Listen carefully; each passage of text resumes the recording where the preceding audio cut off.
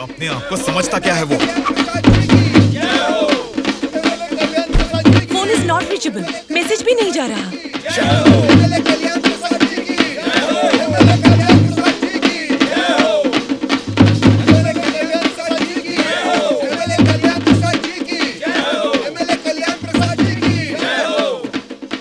संभाल के रखना, बात के कार्यक्रम में काम आएंगे।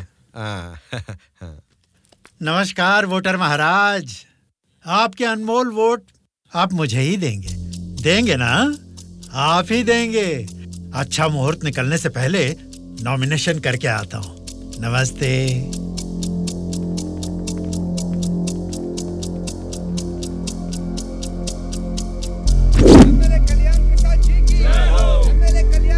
विनय को फिर से कॉल करो। इतना टाइम हो गया अभी तक नहीं आया। छोटे भाई, आपका कैंडिडेट अभी तक नहीं आया ना? राहु काल शुरू हो चुका है।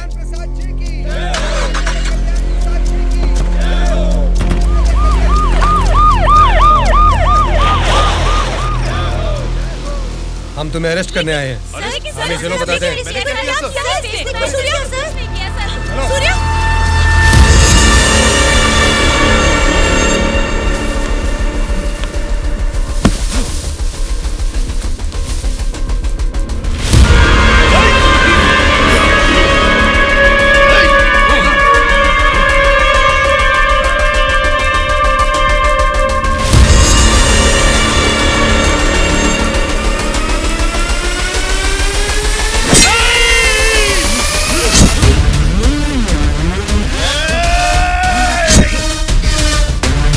क्या हो रहा है सर?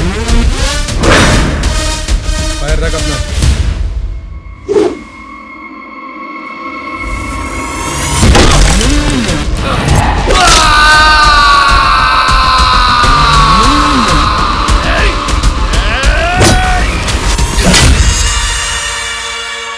पकड़ रहे इसे। सर ये सब क्या हो रहा है सर? हो रहा है नहीं, जो हुआ है वो बता रहा हूं। पकड़ इसे।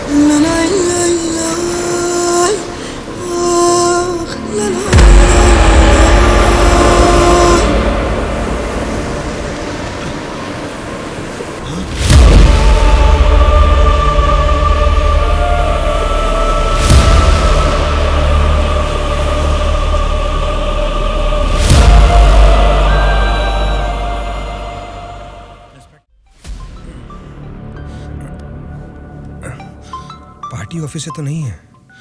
हेलो, क्या बात है सुब्बा राजू, आधी रात को मीटिंग क्यों बुलाया है?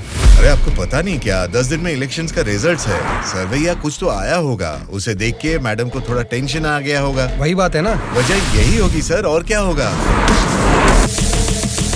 आधी रात को अचानक मीटिंग रख के आप सबको यहाँ बुलाने के लिए मुझे माफ कीजिए। कोई बात नहीं मैडम, आपके लिए, अपने पार्टी के लिए इतनी तकलीफ तो ले सकते हैं। वैसे इस मीटिंग में क्यों बुलाया हमें मैडम? क्योंकि सभी वोटिंग सर्वेज चेक किए गए हैं। सर्वे में ये पता चला है कि पूरे राज्य की 175 असेंबली सीटों में इस बार सत्ता वाली पार्टी को 40% और विपक्ष की पार्टी को 42% सीट्स मिलने की संभावना है और बचे हुए असेंबली सीटों में इंडिपेंडेंट कैंडिडेट्स के जीतने की आशंका है। इसीलिए इस बार हमारी पार्टी को सरकार बनाने के लिए 10 सीटें हर हाल में चाहिए। इन 10 सीटों को हमें पक्का करना होगा। इसीलिए पूरे राज्य में जितने भी जीतने वाले इंडिपेंडेंट कैंडिडेट्स खड़े होंगे उन सबको हमारी पार्टी में शामिल करना होगा, तभी हम सरकार बना पाएंगे। अब हम सबको क्या करना होगा मैडम? आपके एक इशारे पे आपके लिए काम करने के लिए आपके पीछे 100 लोग हैं जो कुछ भी कर सकते हैं। उनको ठुकरा के इतनी भारी बारिश में अगर आप मुझे ढूंढते हुए आए हैं तो मैं समझ सकता हूँ मैटर कितना सीरियस है। बोलिए बादशाह आपके लिए क्या कर सकता है? राज्य भर में जीतने वाले उन इंडिपेंडेंट कैंडिडेट्स के ऊपर हमें जल्द से जल्द ग्राउंड लेवल पर काम शुरू करना होगा। विपक्षी पार्टी कोशिश करे उससे पहले हमें ही उनको खरीदने की कोशिश करनी है। आज इस उम्र में भी इतने सालों से मैं एक विपक्ष की पार्टी ही चला रही हूँ बादशाह, इसीलिए चाहे कुछ भी हो जाए सरकार तो हमारी ही बननी चाहिए बादशाह। आपकी बात सही है मैडम, लेकिन इस दरमियान सरकारी पार्टी से मिला हुआ वो गुंडा दुर्गा हमारी तरफ आने वाले इंडिपेंडेंट्स को अपनी तरफ नहीं खींचेगा, इसकी क्या गारंटी है? काटने वाले कुत्ते को बांध के रखते हैं, इसीलिए इस बार उसके ऊपर नॉन बेलेबल केसेस लगवाकर उसे जेल में बंद रखा है। इसका मतलब हमारे लिए कोई खतरे की बात नहीं है ना मैडम? इस काम को अंजाम देने के लिए तुम्हें एक काम करना होगा। क्या करना है बोलिए मैडम। सेंट्रल जेल में एक कैदी है।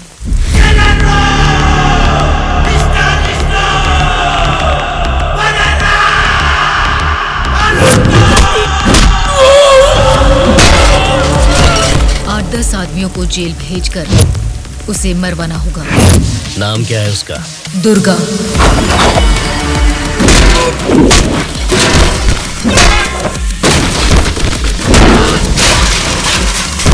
He is the most dangerous animal.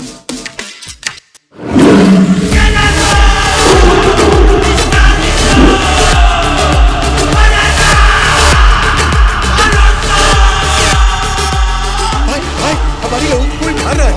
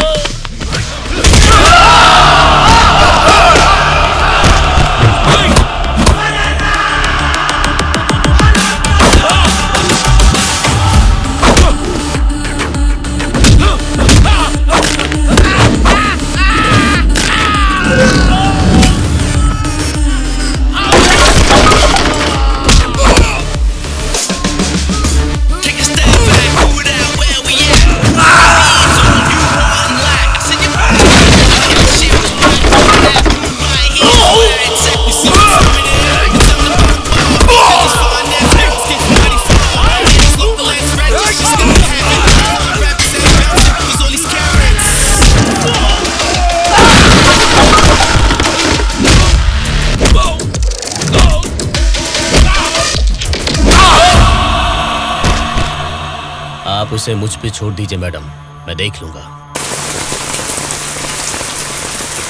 ये जेल है, कोई पबजी खेलने का ग्राउंड नहीं, समझ गया? बोल क्यों नहीं रहा है? क्यों मारा उन लोगों को? नजरें नीची करो। कायदे में रहोगे तो फायदे में रहोगे मुन्ना, नहीं तो मेरे बारे में तुम जानता नहीं हो। सीधे तिहाड़ जेल में फेंक दूंगा। ए, तुम लोग क्या देख रहे हो? इसे ले जाके सेल में डाल दो। जेलर साहब। क्या हुआ बादशाह? बात क्या है? मैं अपने 10 छोकरों को आपके जेल भेज रहा हूँ। इस बार किसे टपकाना है? दुर्गा नाम है उसका। दुर्गा बोले तो वो सरकारी पार्टी का आदमी है ना? हाँ साहब, वही है। उसको उड़ाने के लिए अपोजिशन वालों से कितना लिया है और उसमें मेरा कमीशन कितना है? हमेशा की तरह आपके अकाउंट में ट्रांसफर हो जाएगा। स्टेट में इस बार भी हमारी सत्ता आने वाली है, इसलिए कल मेरे फार्म हाउस पर आप सबके लिए एक पार्टी रखी है। Hello sir, CM sir. Central jail से जेलर मधुसूदन बोल रहा हूँ सर। आपको एक खास बात बताने के लिए ही मैंने फोन किया। क्या बात है, बोलो। जेल में आए हुए आपके लोगों को मारने के लिए अपोजिशन वालों ने सुपारी दिया है सर। अगर आपको आपके लोगों की जरूरत नहीं है तो मैं बीच में नहीं आऊंगा, लेकिन अगर आपको इनकी जरूरत अभी भी है तो अपनी जान पर खेलकर भी मैं उन्हें बचा लूंगा। अब आप बताइए, आप किन लोगों को मैं बचा लूं या फिर उनके हवाले छोड़ दूं? मुझे जरा 10 मिनट का टाइम दीजिए। ठीक है सर, मैं आपके कॉल का इंतजार करूंगा।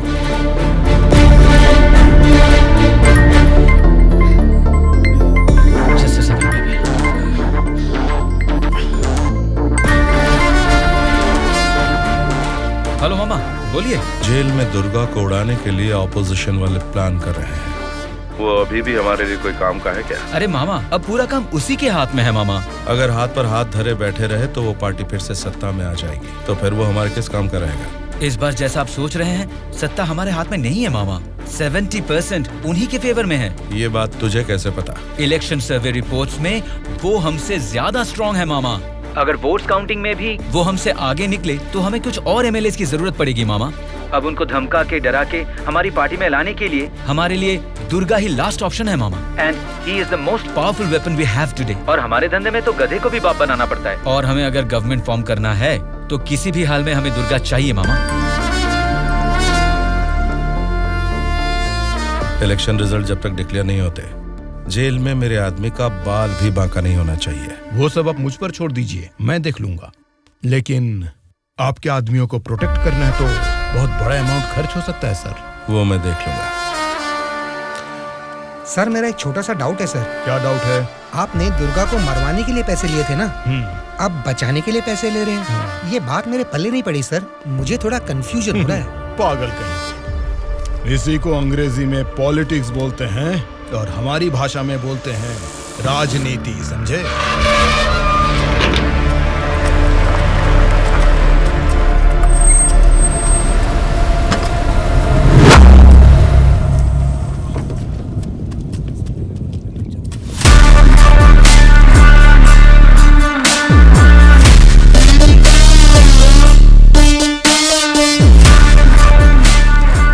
फिर से जेल में आ गए ना, अब लगता है जेल में कोई बड़ा कांड होने वाला है।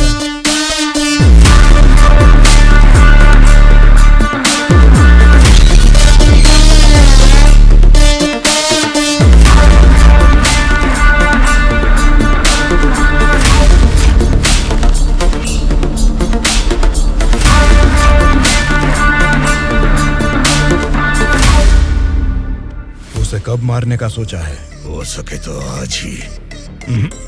आज छोड़ देना, कल विजिटिंग आवर्स है, मुमकिन नहीं होगा। परसों मारने का प्लान बनाओ। ठीक है फिर, लेकिन एक बात अच्छी तरह से समझ लो, दुर्गा को मारने के लिए मैं तुम लोगों को आधे घंटे का टाइम दे सकता हूँ। आधे घंटे में ही काम निपटाना होगा, और अगर नहीं मार सके तो उसे दोबारा मारने का मौका नहीं मिलेगा। जाओ।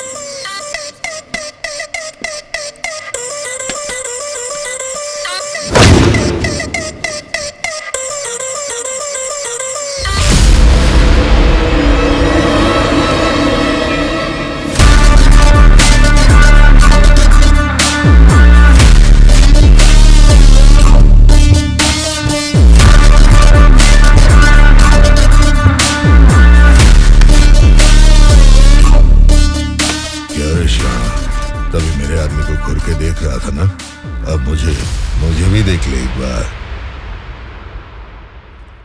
ए, बहरा है क्या? आंखें निकाल कर गोटियां खेलूंगा। ए, बोलना।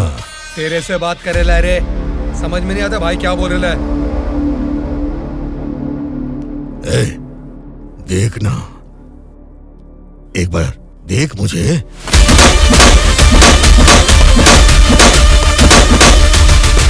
मेरे बारे में तुम जानते नहीं हो, सीधे तिहाड़ जेल में फेंक दूंगा।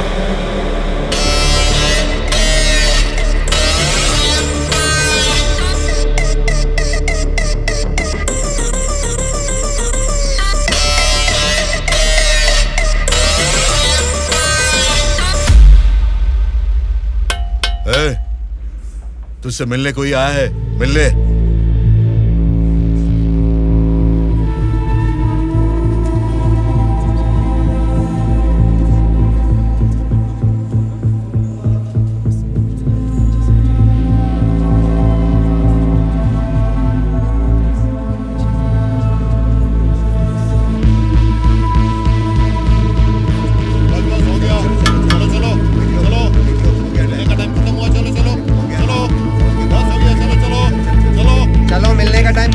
चलो निकलो यहाँ से, चलो टाइम हो गया। चल शिवा तू निकल, मैं बाद में ध्यान रख अपना।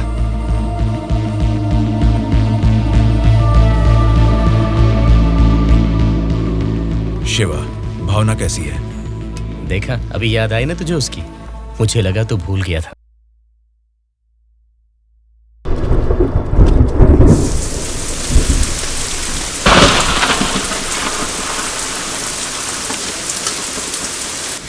दुर्गा वॉशिंग एरिया में है, बिना गड़बड़ किए उसे टपका देना।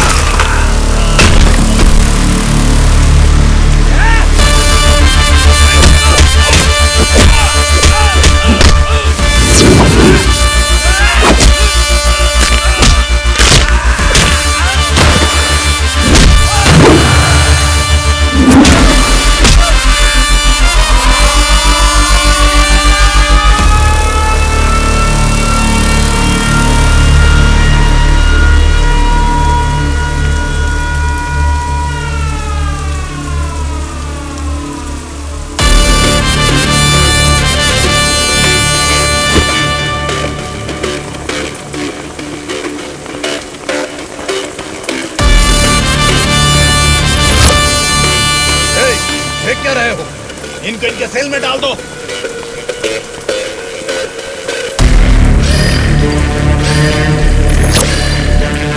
हाँ जेलर साहब। यो बादशाह, तुम और 10 लोगों को भेजोगे ना तो भी जेल में उस दुर्गा को नहीं मार सकोगे। क्या हुआ जेलर साहब? क्या हुआ है? तुमने जिन 10 लोगों को भेजा उन्हें उसने कुत्ते की तरह पीटा। मुझे तो लगता नहीं है उनमें से एक भी जिंदा बचेगा। आइंदा जेल के अंदर ऐसी बचकानी हरकत मत करना। जेल के बाहर ही निपटाओ। प्लानिंग जेल के बाहर करो। रखो फोन।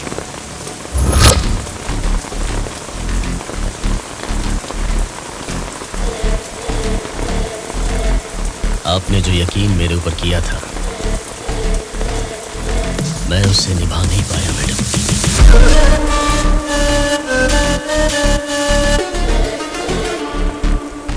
आप ये गन लीजिए मैडम। इस गन से मुझे अभी इसी वक्त यहीं पे मार दीजिए, नहीं तो मुझे एक और मौका दीजिए। मैं खुद जेल में जाकर उस दुर्गा को मारूंगा।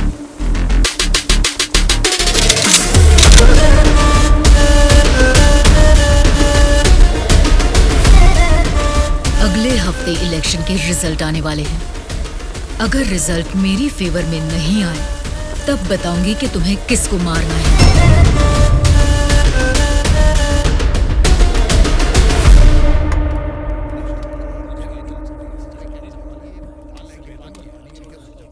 मेरा नाम दुर्गा है।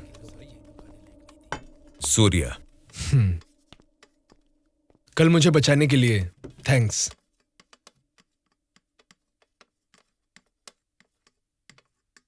तुम्हारे बारे में सुना था, तुम किसी मर्डर केस में जेल आए हो।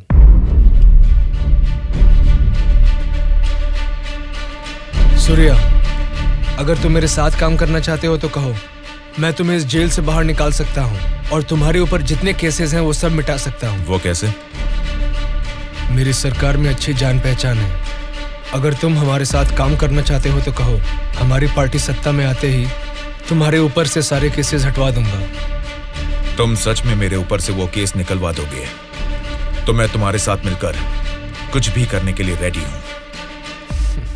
तो आज से हम दोनों फ्रेंड्स।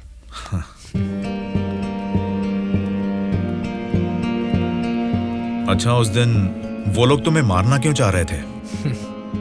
ऑपोजिशन वाले तो मुझे कई दिनों से मारने की कोशिश कर रहे थे, क्योंकि उन्हें इस बार जेल में मौका मिल गया, इसीलिए वो मुझे मारने आ गए।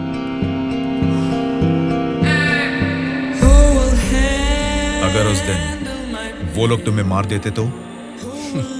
क्या होता? जेल में तुम्हारे जैसे अच्छे फ्रेंड को खो देता।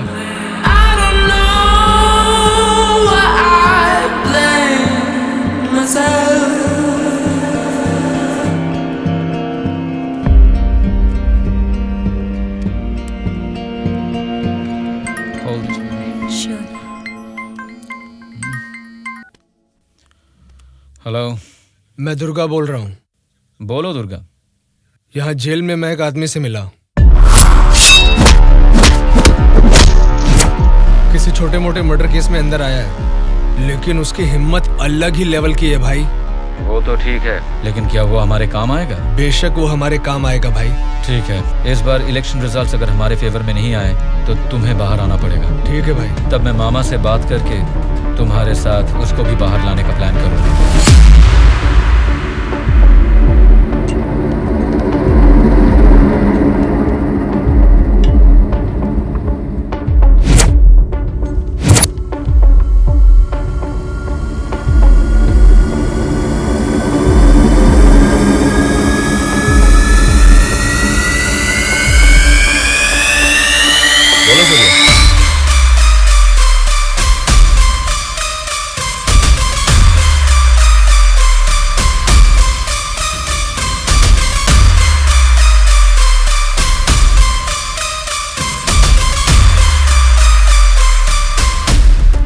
देखो सूर्या, ये सोसाइटी नहीं बदलेगी, ना ही जनता।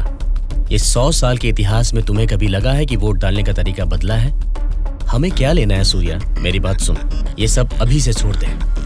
देखो शिवा, जैसा तू बोल रहा है ये समाज नहीं बदला होगा, पब्लिक ने वोट देने का तरीका भी नहीं बदला होगा, लेकिन पब्लिक को पालने वाले नेता लोगों को हमें बदलना है यार।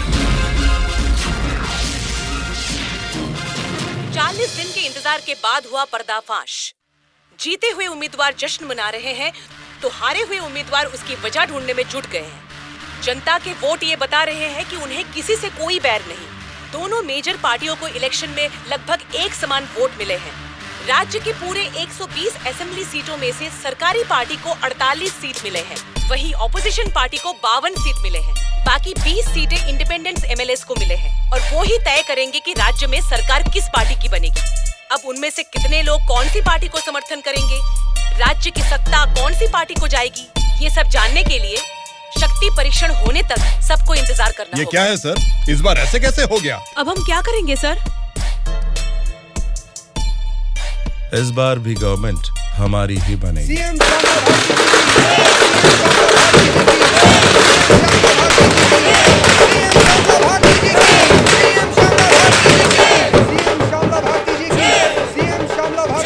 मैडम, इस बार सरकारी पार्टी से आपकी पार्टी लीड में है, इस बारे में आपका क्या कहना है?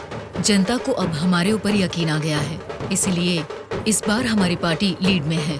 Thank you. श्यामला भारती जी की, सीएम श्यामला भारती जी की, सीएम श्यामला भारती जी की, सीएम श्यामला भारती जी की, सीएम श्यामला भारती जी की, सीएम श्यामला भारती जी की, सीएम श्यामला भारती जी की, सीएम श्यामला भारती जी की।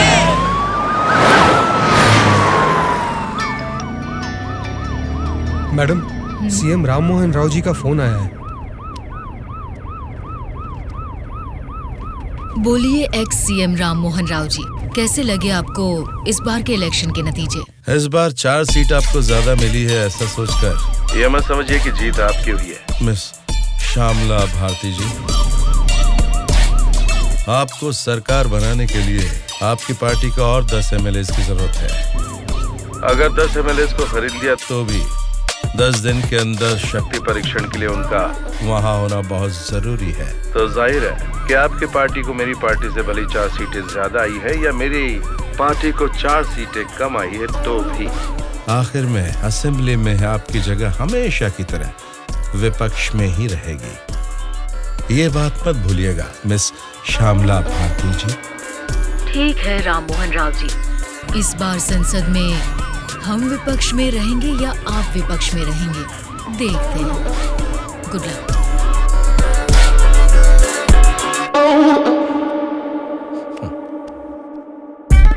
ये जानते हुए कि हमारी पार्टी लीड में है, ये राम मोहन राव कॉन्फिडेंटली कह रहा है कि हमारी पार्टी जीत नहीं सकती। इससे ये साफ पता चलता है कि हमारी पीठ पीछे साजिश हो रही है। हम एक लीडिंग पार्टी है, हमें हमारी पार्टी को सत्ता में लाने के लिए उन 20 इंडिपेंडेंट्स को हमारी पार्टी में लाने का कोई न कोई तरीका ढूंढना होगा। हमें उन 20 लोगों को जल्द खरीदना होगा मैडम, और उसका केवल एक ही रास्ता है। कौन सा रास्ता? अनंतगिरी में 20 साल से ना हारने वाले कल्याण प्रसाद को हमें सबसे पहले खरीदना होगा मैडम। उसी को क्यों? वही किंग मेकर है मैडम। जितने भी 20 इंडिपेंडेंट उम्मीदवार है वो सब उसी के हाथ में रहते हैं। तो फिर जल्द से जल्द बुलवाइए उसे। कल्याण प्रसाद को फोन करके कहो कि तुरंत मेरे फार्म हाउस पर आकर मुझसे मिले। ओके? ठीक है सर।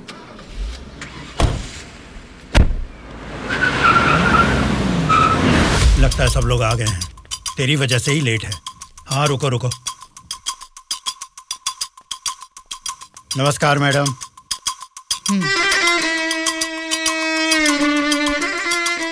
मैडम, डायरेक्टली पॉइंट पर बात करेंगे, इससे दोनों का टाइम बचेगा। मैं भी सीधे पॉइंट पर आकर बात करूंगी। आपके 20 एमएलएस को हमारी पार्टी को समर्थन देना होगा। इसके लिए आपके एक एमएलए की कीमत बताइए। एक एमएलए ने अपने मतदान क्षेत्र में जीतने के लिए तकरीबन 50 करोड़ रुपए खर्च किए हैं। एक एमएलए को 100 करोड़ दे दीजिए। क्या मतलब? एक एमएलए को 100 करोड़? मतलब इसके हिसाब से 20 एमएलए को 2000 करोड़? हाँ मैडम। इतना क्यों? मार्केट में आजकल रेट बहुत बढ़ गए मैडम। एक जमाने में खाना पकाने का तेल 100 रुपए लीटर मिलता था और अब 230 रुपए हो गया है। फिर भी लोग खरीद रहे हैं ना। वैसे जनता के बारे में हम कुछ सोच रहे हैं क्या? नहीं ना। इसीलिए जैसे चीजों के दाम बढ़ गए हैं, वोटर्स ने भी अपने रेट बढ़ा दिए हैं मैडम। एक टाइम पे 1000 रुपए में मिलने वाले वोट अब 5000 में मिलते हैं। यहाँ कोई भी कैंडिडेट को देख के वोट नहीं डालता मैडम, वो वोट डालता है कैश देखकर ही। मतलब आपके एमएलएस को हमारी पार्टी को समर्थन देना है तो आपको 2000 करोड़ देने होंगे, सही कहा? 2000 करोड़ नहीं मैडम। तो फिर? 2500 करोड़। मतलब 2500 करोड़ रुपए। यस। वो 500 करोड़ किसके लिए? वो मेरा कमीशन है मैडम। आपका कमीशन 500 करोड़ है? जी मैडम, मैं आपको कोई प्याज टमाटर थोड़ी ना बेच रहा हूँ। इस राज्य की सत्ता 5 साल के लिए दे रहा हूँ आपको। इसके बदले में एक छोटी सी 500 करोड़ की रकम कमीशन लेने में कोई गलती नहीं है मैडम।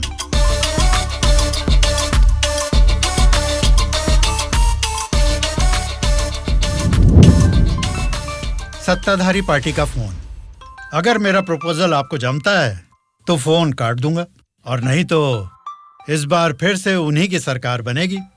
सोच लीजिए।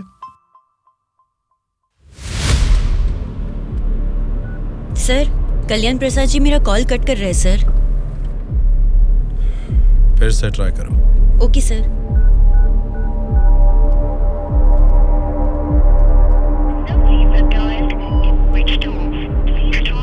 सर, फोन स्विच ऑफ आ रहा है सर। ठीक है, उसे वॉइस मैसेज भेज दो। Okay sure sir. आपने 2,500 करोड़ मांगे जो मैं दे रही हूँ। कोई गलती नहीं होनी चाहिए। शक्ति परीक्षण वाले दिन हमारे 20 एमएलए आपके पीछे दुम हिलाते हुए चलेंगे। आप जहाँ साइन करवाएंगी वहाँ करेंगे। अब आप सीएम पद की शपथ लेने के लिए तैयारी कीजिए मैडम। लेकिन उसके पहले हमें एक काम करना है। वो क्या है मैडम? आपने मुझसे हाथ मिला लिया है, ये खबर राम मोहन राव को जरूर पता चल जाएगी। हमें हमारे एमएलएस को सेफ रखना होगा। इसलिए उन सभी एमएलएस को राम मोहन राव से सेफ रखने के लिए मैंने बेंगलुरु में एक स्टार होटल पूरा बुक कर लिया है। शक्ति परीक्षण होने तक वो सारे उधर ही रहेंगे। आपके एमएलएस के साथ हमारे एमएलएस को भी मिलाकर उधर भेजेंगे तो वो सब साथ में वहाँ सेफ रहेंगे। आपकी बात सही है मैडम, पर उस राम मोहन राव के डर से सिटी से इतनी दूर बेंगलुरु में एमएलएस को रखने की जरूरत नहीं है मैडम। वो क्या है ना, शहर के बीचों बीच मेरे कंट्रोल में एक जगह है जिसके बारे में किसी को नहीं पता। ये 10 दिन हम अपने एमएलएस को वहीं छिपाएंगे तो टाइम भी सेव होगा और अपने लोग अपने ही साथ हैं, ये भरोसा भी रहेगा। लेकिन उतनी सेफ प्लेस इस सिटी में कहाँ है? सॉरी मैडम, शक्ति परीक्षण होने तक उस जगह के बारे में मैं आपको भी नहीं बताऊंगा। ठीक है, फिर आपके एमएलएस के साथ हमारे एमएलएस को भी आपकी बताई हुई जगह पर भेजूंगी। देखना कोई भूल ना हो। Okay madam. सत्या। हाँ सर। सर, श्यामला भारती जी ने कल्याण प्रसाद जी को 2,500 करोड़ में खरीद लिया। अब हमारी हालत क्या होगी सर? हमारी सरकार गिर गई क्या? सर, इलेक्शन में मैंने 100 करोड़ खर्च किया, अब मेरा क्या होगा सर? बताइए सर, क्या होगा? बस चुप हो जाओ। परेशान होने की जरूरत नहीं है। शक्ति परीक्षण में अभी टाइम है। मैं जानता हूं मुझे क्या करना है। आपकी बात मुझे समझ आ गई। अभी मुझे क्या करना है बोलिए। अनऑफिशियली किसी भी हालत में दुर्गा मुझे जेल से बाहर चाहिए, चाहे जितने भी पैसे लग जाएं। तुरंत जेलर से बात करके काम को अंजाम दो। ठीक है मामा, पर एक रिक्वेस्ट है। बोलो क्या है? दुर्गा के साथ एक और आदमी को जेल से बाहर निकलवाना है मामा। कौन है वो? उसका नाम है सूर्या। उसकी गट्स, उसकी हिम्मत, वो अलग ही लेवल की है। हो सकता है, लेकिन किसी भी अनजान आदमी के ऊपर इस तरह से आंख मूंद कर भरोसा कैसे कर सकता? ये स्टेट गवर्नमेंट का मामला है। अगर कुछ गलत हो गया तो मेरा पूरा पॉलिटिकल करियर खत्म हो जाएगा। मेरा यकीन कीजिए मामा, हमारे गवर्नमेंट को गिरने से बचाने के लिए इस ऑपरेशन में दुर्गा से ज्यादा वो ही एक्टिवली काम करेगा। ठीक है, अगर तुम उसकी इतनी तारीफ कर रहे हो तो काम खत्म होते इन दोनों को फिर से जेल में डाल दूंगा। मैं भी उससे जरूर मिलना चाहूंगा।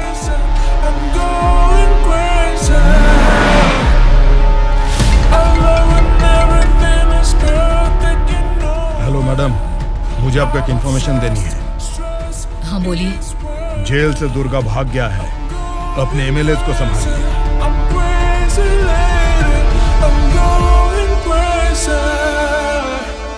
इनको अभी छोड़ के आपने वो पार्टी को इन्फॉर्मेशन क्यों दे दिया सर?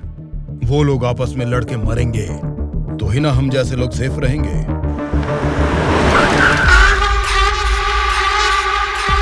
आज रात यहीं पे रुकना। कल सवेरे 8 बजे मामा से मीटिंग हो सकती है। कॉल आते ही यहाँ से निकल जाना। मैडम, कल रात ही मैंने अपने सभी लोगों को सेफ जगह पर शिफ्ट किया है और यहाँ वो सारे लोग बहुत ही एंजॉय कर रहे हैं। वो ठीक है, पहले मेरी बात सुनिए। बोलिए मैडम। सरकारी पार्टी वाले जेल से उस दुर्गा को बाहर लेकर आए हैं, ये इन्फॉर्मेशन आई है। मैं नहीं जानती तुम क्या करोगे, लेकिन हमारे सभी एमएलए सेफ रहने चाहिए। मैडम, दुर्गा जैसे 10 लोग भी जेल से बाहर आ जाए ना, तो भी हमारे एमएलए कहाँ है पता लगाना मुश्किल है। फिर भी सामने वाली पार्टी प्लान कर रही है, तो इसका मतलब हमें संभल के रहना है। आप टेंशन मत लीजिए, शक्ति परीक्षण होने तक उनको ही नहीं, आपको भी आपके एमएलए कहाँ है पता नहीं चलेगा। ऐसा प्लान किया है। ठीक है, जो भी करो संभाल कर। इलेक्शन रिजल्ट के बारे में इस बार भी मेरा अंदाजा गलत निकला। लगता है सत्ता हाथ से जाने वाली है।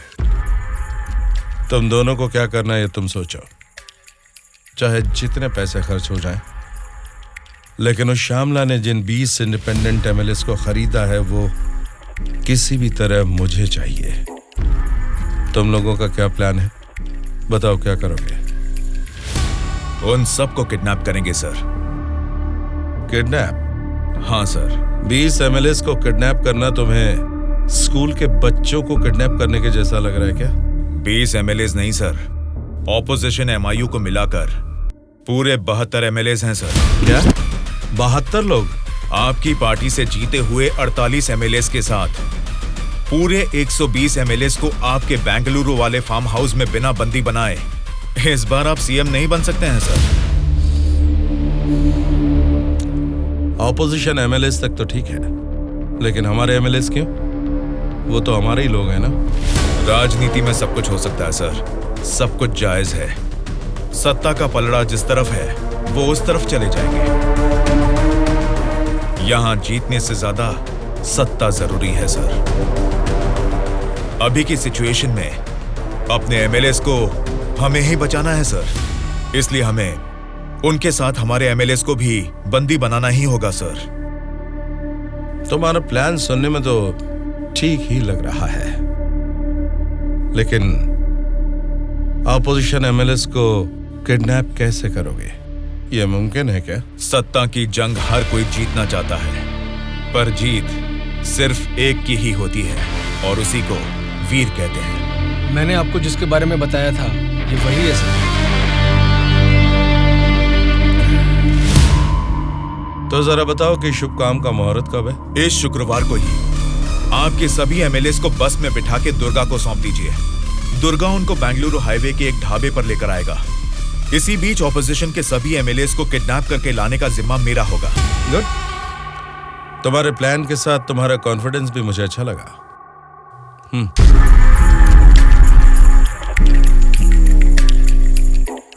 इस बैग में 2 करोड़ है, इसे सिर्फ एडवांस ही समझो।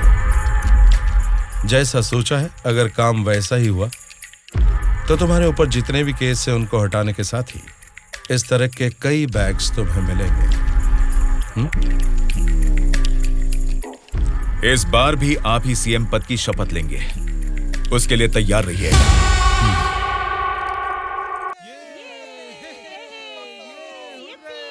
कल्याण प्रसाद के फोन का लास्ट कॉल लोकेशन कल रात 11 बजे का गुलजार हाउस में दिखा रहा था।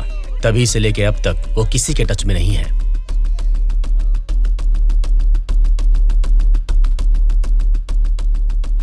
तो फिर वो पक्का गुलजार हाउस में ही है।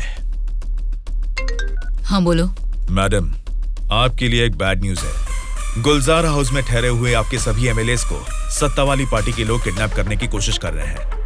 आप फौरन उनको वहां से कहीं और शिफ्ट करवाइए, नहीं तो सीएम नहीं बन पाएंगी। लेकिन तुम कौन हो? आपका हितैषी हूं।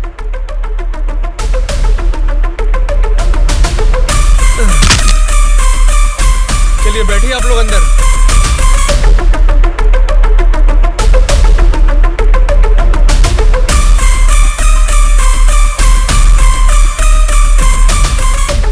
बोलिए मैडम। कहाँ हैं आप? मैं नहीं बता सकता। मैं सीरियसली कुछ पूछ रही हूँ, उसका सीधा जवाब दीजिए। मैं भी सीरियसली ही बोल रहा हूँ मैडम, नहीं बता सकता। आप सब गुलजार हाउस में हैं, ये बात मैं अच्छी तरह से जानती हूँ। वो कैसे मैडम? गूगल मैप पे भी सर्च करने पर इस जगह के बारे में किसी को पता नहीं चलता। सिर्फ मुझे ही नहीं बल्कि सरकारी पार्टी वालों को भी पता है कि आप सब कहाँ छुपे हो। अब क्या करें मैडम? उनके वहाँ पहुँचने से पहले निकलो वहाँ से और अपने साथ सभी एमएलए को वहाँ से शिफ्ट कर दो। लेकिन अभी के अभी इतने एमएलए को कहाँ शिफ्ट करेंगे मैडम? मैं बस भेज रही हूँ, मेरे बैंगलोर वाले रिसोर्ट में शिफ्ट हो जाओ। समझ गए तुम? समझ गया।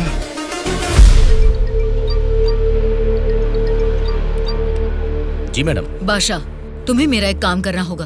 बोलिए मैडम। हमारे सभी एमएलए को हम अर्जेंटली एक बस से बैंगलोर रिसोर्ट में शिफ्ट कर रहे हैं। हमारी बस सेफली बैंगलोर पहुँचे तब तक तुम्हें उसे फॉलो करना है। ठीक है मैडम। तुरंत अपने आदमियों के साथ बैंगलोर हाईवे पर वेट करो। Okay madam.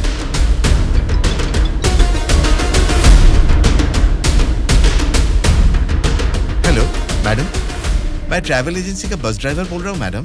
कहाँ पहुँचे तुम? मैं बिल्कुल सही लोकेशन में पहुँच गया हूँ मैडम। ठीक है, हमारे लोग वहाँ आएंगे, वेट करो। ठीक है मैडम।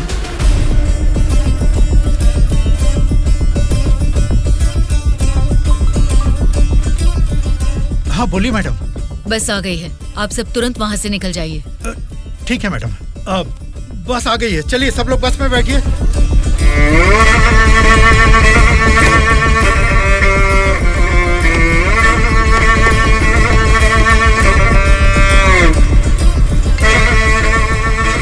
मैडम सब लोग बस पे चढ़ गए मैडम। अभी निकल सकते हैं क्या मैडम? Okay madam. बोलो सूर्या। दुर्गा, हमारा प्लान सक्सेस हुआ। अब सभी एमएलए मेरे कब्जे में हैं। तुम हाईवे के ढाबे पे वेट करो, मैं भी पहुंचता हूँ। ओके। क्या रे, कुछ पता? बोलिए मैडम। बस निकल गई है और थोड़ी ही देर में बैंगलोर हाईवे एंटर करेगी। अगर कोई भी हमारी बस को फॉलो करता हुआ दिखे तो उसे वहीं मार देना।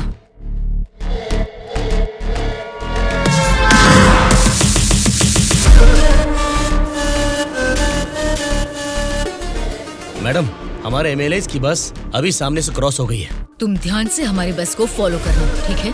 ठीक है मैडम। ए चलो रे।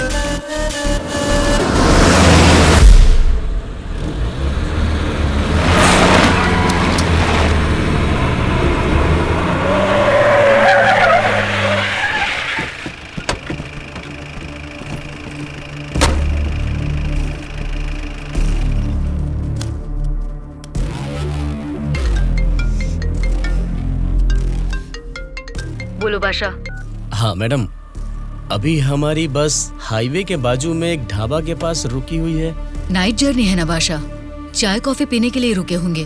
अब इतना भी फोन करके बताओगे? Madam madam. अब क्या हुआ बादशाह? हमारे बस के पीछे ही एक और बस आके रुकी है। और एक बस? हाँ मैडम, देखने में तो सरकारी पार्टी की एमएलए की बस लग रही है। क्या सरकारी पार्टी के एमएलए की बस? हाँ मैडम, पक्का उन्हीं लोगों की बस है मैडम। सच में? लेकिन उनकी बस वहाँ क्यों आई है? पता नहीं चल रहा मैडम। जैसे हम अपने एमएलए को बैंगलोर भेज रहे हैं, वैसे ही वो अपने एमएलए को शायद किसी सेफ जगह पर भेज रहे होंगे। हो सकता है, फिर भी दोनों बस एक ही जगह पर एक ही समय पर ये कैसे हो सकता है? तुम एक काम करो बादशाह, हमारे एमएलए की बस वहाँ से सुरक्षित निकल जाए, तब तक उनकी बस पर तुम कड़ी नजर रखना। ठीक है मैडम।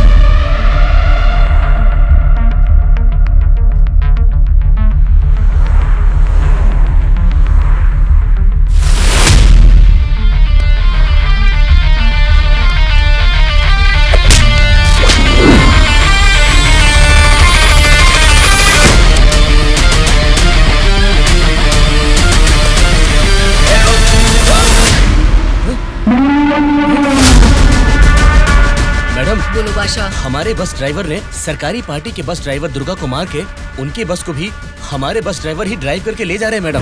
व्हाट? उनकी बस को हमारे ड्राइवर क्यों ले गए हैं? मुझे भी कुछ समझ में नहीं आ रहा मैडम। ठीक है, मैं अपने ड्राइवर को फोन करके पता लगा लूंगी। पहले तुम हमारी बस को फॉलो करो। Okay madam.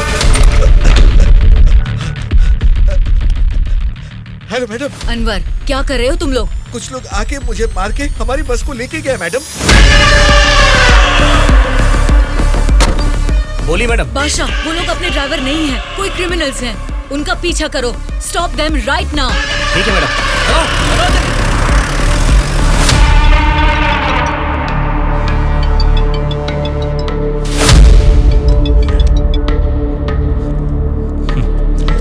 बोलिए श्यामला जी, इस वक्त कैसे याद किया? बड़े रिलैक्स्ड मूड में लग रहे हैं आप। एक शॉकिंग न्यूज सुनाऊं आपको? बताइए क्या है वो? अभी तक मैंने सोचा कि संसद में आपके और मेरे बीच में स्पर्धा है, लेकिन हमारी इस स्पर्धा में किसी तीसरे ने एंट्री ली है। उसने क्या किया है, अगर ये आपको बताऊंगी तो बहुत बड़ा झटका लगेगा। वो तीसरा कौन है और उसने क्या किया है ये आप बताएंगी, तभी तो पता चलेगा कि मुझे बड़ा झटका लगेगा या नहीं। जेल में से आपने एक जानवर को बाहर निकलवाया मिस्टर राव। उस जानवर को मारकर उस तीसरे ने हमारे एमएलएस के साथ आपके एमएलएस को भी किडनैप करके वहाँ से भाग गया है मिस्टर राव।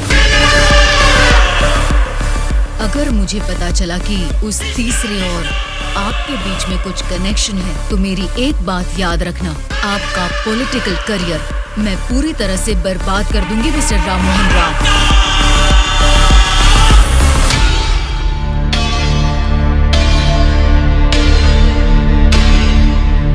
क्या हुआ मामा?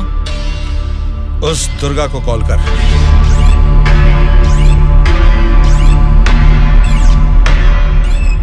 वो फोन नहीं उठा रहा है। उसके फ्रेंड को कॉल कर।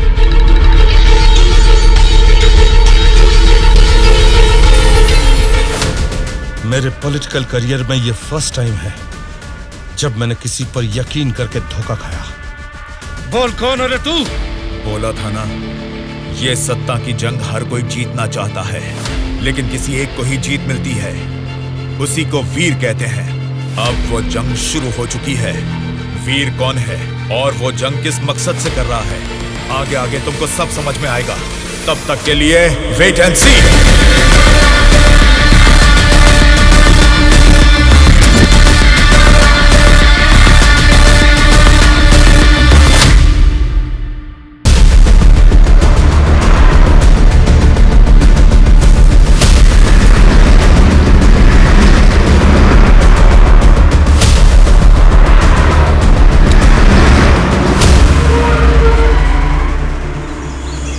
कौन सी जगह है? बेंगलुरु रिसोर्ट बोले थे, गलती से किसी और रूट में तो नहीं आ गए? घना जंगल लग रहा है ये तो।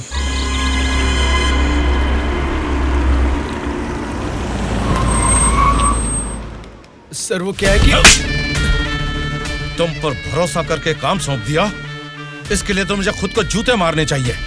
अपना ये चेहरा फिर मुझे कभी मत दिखाना। पता नहीं कहां से एक अनजान आदमी को लाकर मेरे सर पर बैठा दिया। अब देखो उसने क्या किया है। सॉरी मामा। मर जाओ जाकर। उस डीजीपी को फोन करके फार्म हाउस में आने के लिए कहो। ओके मामा।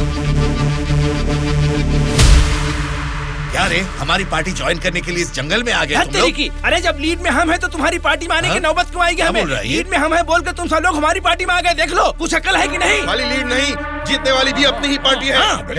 रुक जाओ, क्या है ये? इतना शोर कर रहे हो? आपस में लड़के कुछ नहीं मिलने वाला। हमें कुछ भी बोलिए, लेकिन हमारी पार्टी को कुछ मत बोलना। समझ गए? जरा सामने आओ और अपनी पार्टी की ताकत दिखाओ। हमारी पार्टी का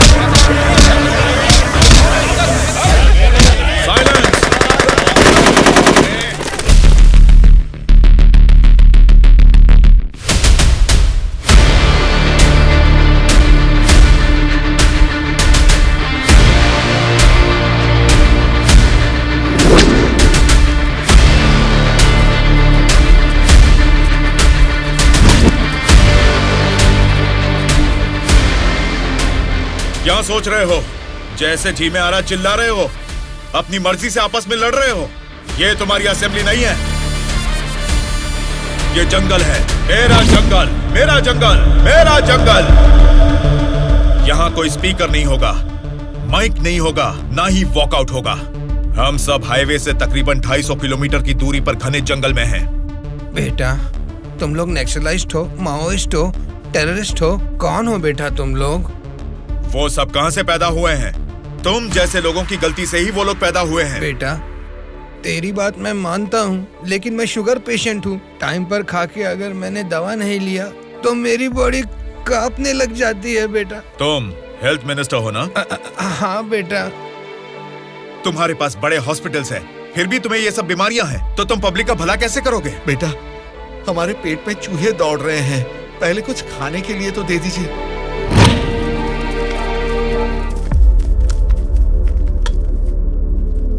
ये क्या खाना है? ये तो जेल के खाने से भी बदतर है। क्यों रे? तेरी राशन की दुकान में यही चावल तो बिकता है, फिर वो लोग कैसे खाते होंगे, कभी सोचा है?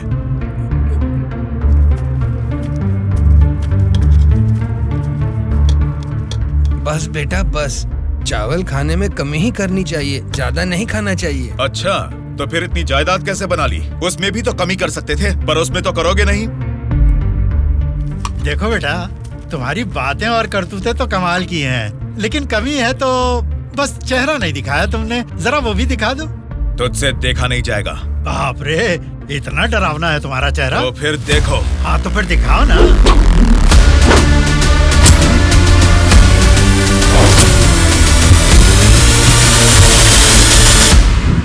हमारी जिंदगी को लक्ष्य देता है ये महाविद्यालय, हमारे भविष्य को भी रचता है ये विद्यालय। स्वामी विवेकानंद ने कहा था कि देश का भविष्य युवा पीढ़ी के हाथों में है, लेकिन युवा होने के नाते हम क्या कर रहे हैं? देश के भविष्य से मुझे क्या करना है, ऐसा बोलकर हम खुद ही को स्वार्थी बनाते जा रहे हैं। मतलब हमारा पढ़ाई करना, नौकरी करना स्वार्थ है क्या? प्रॉब्लम पढ़ाई के बारे में या जॉब के बारे में नहीं है बेटा, तो फिर देश के भविष्य के बारे में ना सोचना ही प्रॉब्लम है। इसीलिए तो हर 5 साल में हम वोटिंग करके नेता लोगों को चुनते हैं, ये सब काम तो उनका है। वही तो हम लोगों की गलती है, वोट देते हैं और भूल जाते हैं। एक स्टूडेंट की हैसियत से फैसला करना आपके हाथ में नहीं है, लेकिन बेहतर समाज का निर्माण करने का सामर्थ्य आप में है।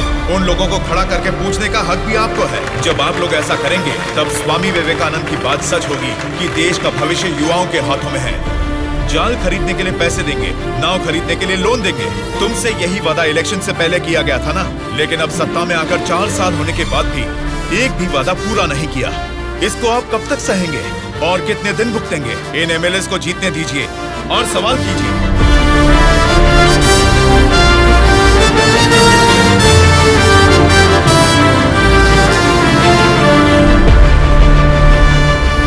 18 साल की उम्र होने के बाद ही हमारे देश में मतदान का हक क्यों दिया जाता है जानते हो? ताकि हम एक सही नेता को चुन सके। लेकिन हम क्या कर रहे हैं? हम बिना सोचे समझे और उनसे पैसे लेकर वोट डाल रहे हैं। अगर ऐसा ही चलता रहा तो कल को आपके बच्चे और फिर उनके बच्चे, हर किसी को इसी तरह की परेशानी होगी। हमें अब बिना सोचे समझे और पैसे लेकर वोट डालने की इस प्रथा को खत्म करना ही होगा। और अगर हमने ऐसा नहीं किया तो सबका नाश निश्चित है। आने वाली पीढ़ी को हम ये बताएंगे कि वोट की जो ताकत है उससे सरकार बदल सकते हैं।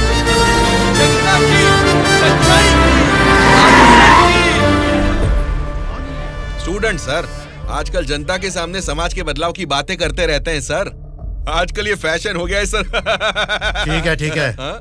उसके भाषण की वजह से अपनी इमेज डैमेज नहीं होनी चाहिए। सर, हमें उनकी परवाह नहीं करनी चाहिए, वो लोग कुछ प्रॉब्लम नहीं करेंगे सर। अपने किसी आदमी को बोलो इन पर जरा नजर बनाए रखे। Okay sir. दिल्ली से आते ही इनके बारे में कुछ करेंगे। क्या बताऊं बेटा, इस गांव की समस्या वैसे की वैसी ही है। हमारी समस्याओं को सुनने के लिए कोई वार्ड मेंबर नहीं आता है। सरपंच को तो देखा ही नहीं, कॉर्पोरेटर काम नहीं करता, और एमएलए के लिए क्या बताऊं, 4 साल पहले हमने उनको जिताया, वो तो ऐसे गायब हुए जैसे गधे के सर से सिंह। उनसे मिलने जाओ तो लात मार के भगा देते हैं।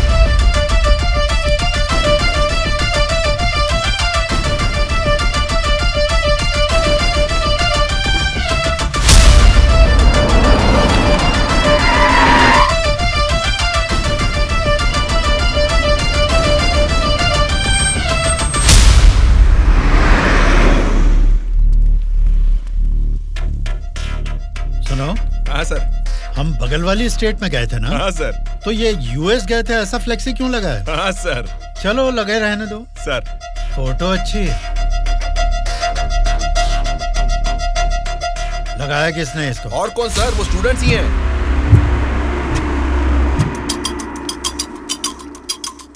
इन पोस्टर्स को देखकर वो एमएलए पक्का रिएक्ट करेगा। रिएक्ट तो करेगा, पर कैसे रिएक्ट करेगा वो पता नहीं चल रहा। जैसा भी रिएक्ट करें, कोई भी प्रॉब्लम आने दो, हम सबका सामना कर लेंगे साथ में। जैसा आपने सोचा वैसा नहीं होगा। शक्ल से तो पढ़े लिखे लगते हैं, पढ़ाई की है तो नौकरी, अच्छी नौकरी कर लेते। ऐसे पेस्ट लगा के पोस्टर लगाने की गंदी हरकतें क्यों कर रहे हैं आप लोग? ये पॉलिटिक्स के चक्कर में क्यों फंस रहे हैं? ये एक दलदल है, एक बार इसमें उतर गए ना तो फिर इससे बाहर नहीं निकल पाओगे, समझ गए ना? मतलब आपकी नजर में वोटर की कोई वैल्यू नहीं? अरे बहुत सही कहा आपने। आपकी नजर में वोटर की बड़ी कीमत है, लेकिन हमें वोट की कीमत पता है। यही फर्क है आपकी और हमारी सोच में। एक बार वोट मिल गया ना फिर वोटर को कौन पूछता है? 5 साल के लिए हम ही राजा, हम ही मंत्री। मतलब आपसे सवाल करने वाला कोई नहीं है क्या? अब तुम ही बताओ, जो लोग पैसा लेकर वोट डालते हैं उनको सवाल पूछने का अधिकार है? अभी जो भी हो रहा है वो इलेक्शन नहीं है, कलेक्शन है। हम वोट कलेक्ट करेंगे, वो पैसे कलेक्ट करेंगे। एक एक वोट का 5,000, 1.5 लाख वोट हैं, मतलब 75 करोड़। उसके साथ दारू, बिरयानी, नाच गाना, पोस्टर, पब्लिसिटी, इनके अलावा हमारे नेता को मिलने वाले गिफ्ट्स, बाप रे, तकरीबन 150 से 200 करोड़ खर्च होता है। अब इस खर्चे को प्रॉफिट में बदलना है, 200 करोड़ का 1000 करोड़ बनाना है। ये सब करने में ही 5 साल निकल जाएंगे। फिर जनता की सेवा करने का टाइम कहाँ रहेगा? वैसे वोट बेचने वाले की हम सेवा क्यों करें? उसको पूछने का हक नहीं है, क्योंकि उसने तो अपना वोट बेच दिया है। इसलिए मैं तुम लोगों को आखिरी बार बोल रहा हूँ, सड़क छाप गुंडागर्दी से जिंदगी शुरू की थी, अब स्टेट मिनिस्टर हूँ। मुझे फिर से गुंडा बनने पर मजबूर मत करो। इलेक्शन नजदीक आ रहे हैं। पिछली बार वोट के लिए 5,000 मांगे थे, इस बार 10,000 मांगेंगे।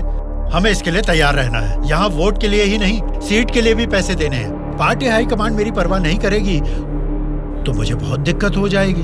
मेरे रास्ते से हट जाइए। इसके बावजूद भी अगर किसी ने रोका तो तुम सबकी डेट ऑफ बर्थ तो अलग अलग है, लेकिन डेट ऑफ डेथ एक हो जाएगी, याद रखना। चलता हूँ। डार्लिंग, डार्लिंग, सब अच्छा ही हुआ है। टी स्टेट का एडवांस दे दिया है। अगले महीने इलेक्शन है, उसके बाद रजिस्ट्री होगी। ऊटी टी स्टेट की तुम ही मालकिन हो। तुम्हारा सर देखो। आपकी नजर में वोटर की बड़ी कीमत है, लेकिन हमें वोट की कीमत पता है। एक बार वोट मिल गया ना, फिर वोटर को कौन पूछता है? 5 साल के लिए हम ही राजा, हम ही मंत्री।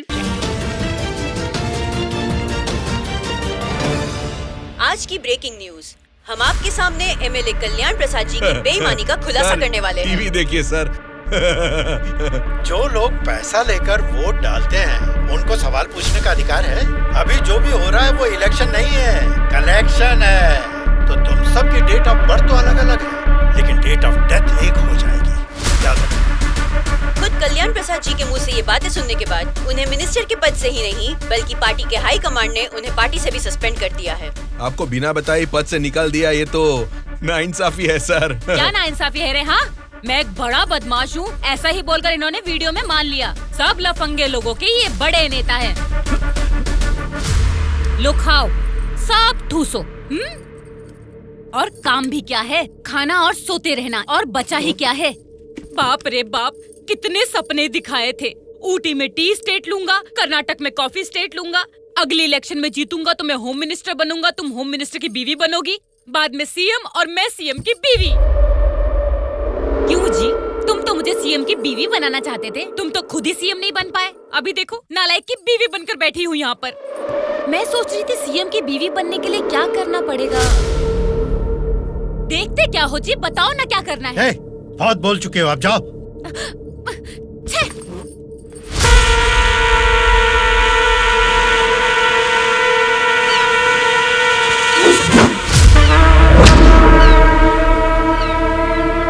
अरे क्या कर रहा है? निकाल उसे। माफ कीजिए सर, अपने लोग हैं, मछली पकड़ना सीख रहे हैं। गलती से आपके ऊपर गिर गया, आप जाइए सर।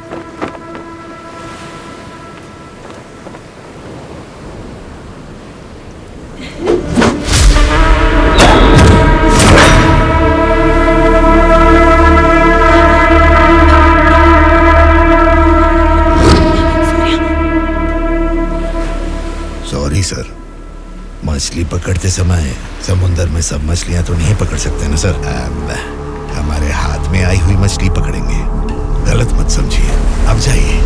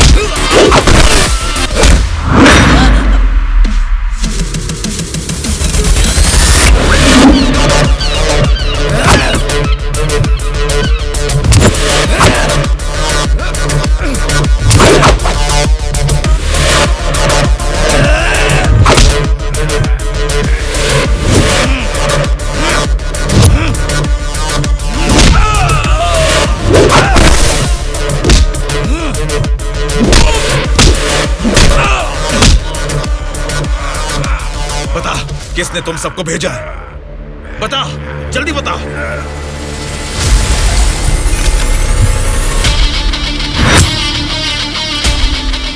इतना हैरान क्यों है? मरा हुआ आदमी तेरे सामने जिंदा कैसे खड़ा है, यही सोच रहा है ना तू? मुझे मारना तेरे बस की बात नहीं है, ना ही तेरे बाप से हो पाएगा। वोट देना हर एक का हक है, उसे पैसे देकर मत खरीदो। एमएलए एक रिप्रेजेंटेटिव होता है जो लोगों की समस्याओं को सरकार के पास लेकर जाता है, बल्कि ये नहीं कि वो उस क्षेत्र का राजा बनकर बैठे। जस्ट एक कर्मचारी है। तुम सब कुछ भूल गए हो, इसलिए याद दिलाने के लिए पोस्टर्स लगाए, लेकिन तुम तो समझ ही नहीं पाए। अब तक तो तुम्हें ही बदलने के बारे में सोचा था, इस चुनाव क्षेत्र के एमएलए को बदलने के बारे में नहीं। लेकिन अब बदलूंगा। अगले इलेक्शन में चुनाव के लिए रेडी हो जाओ। अब की बार कलेक्शन नहीं, इलेक्शन होगा।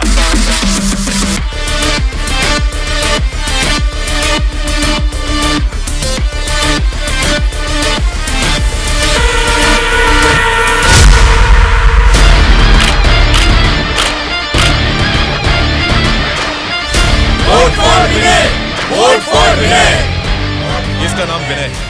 अब हमारे चुनाव क्षेत्र से इंडिपेंडेंट उम्मीदवार के रूप में कल्याण प्रसाद जी के सामने खड़ा हो रहा है। यही पैदा हुआ है, आपकी तकलीफें जानता है। पैसे देकर आपका वोट नहीं खरीदेगा, लेकिन आपके द्वारा डाले गए हर एक वोट को इंसाफ दिलाएगा। इसे जिताकर तुम सब जीतना चाहते हो, या फिर उस कल्याण प्रसाद को वोट डालकर अगले 5 साल के लिए गुलाम बनकर जीना चाहोगे? ये आपकी मर्जी है। भैया, अभी तक पैसे लेके वोट देते थे, लेकिन अब भले काम के लिए वोट देंगे हम। अभी तक हमें कोई ऐसा नहीं मिला जो हमारा साथ दे। आप खड़े हो भैया, इस बार हम वोट आप ही को देंगे।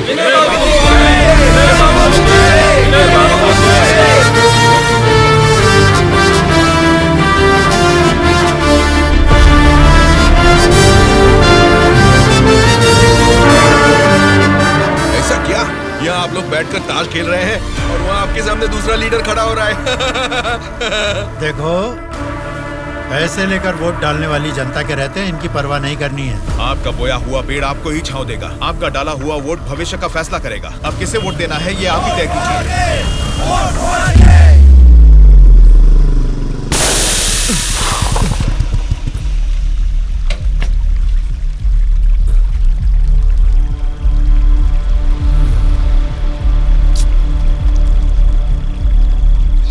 पंचर बना लो, पंचर। क्या बाबू, गाड़ी पंचर क्या?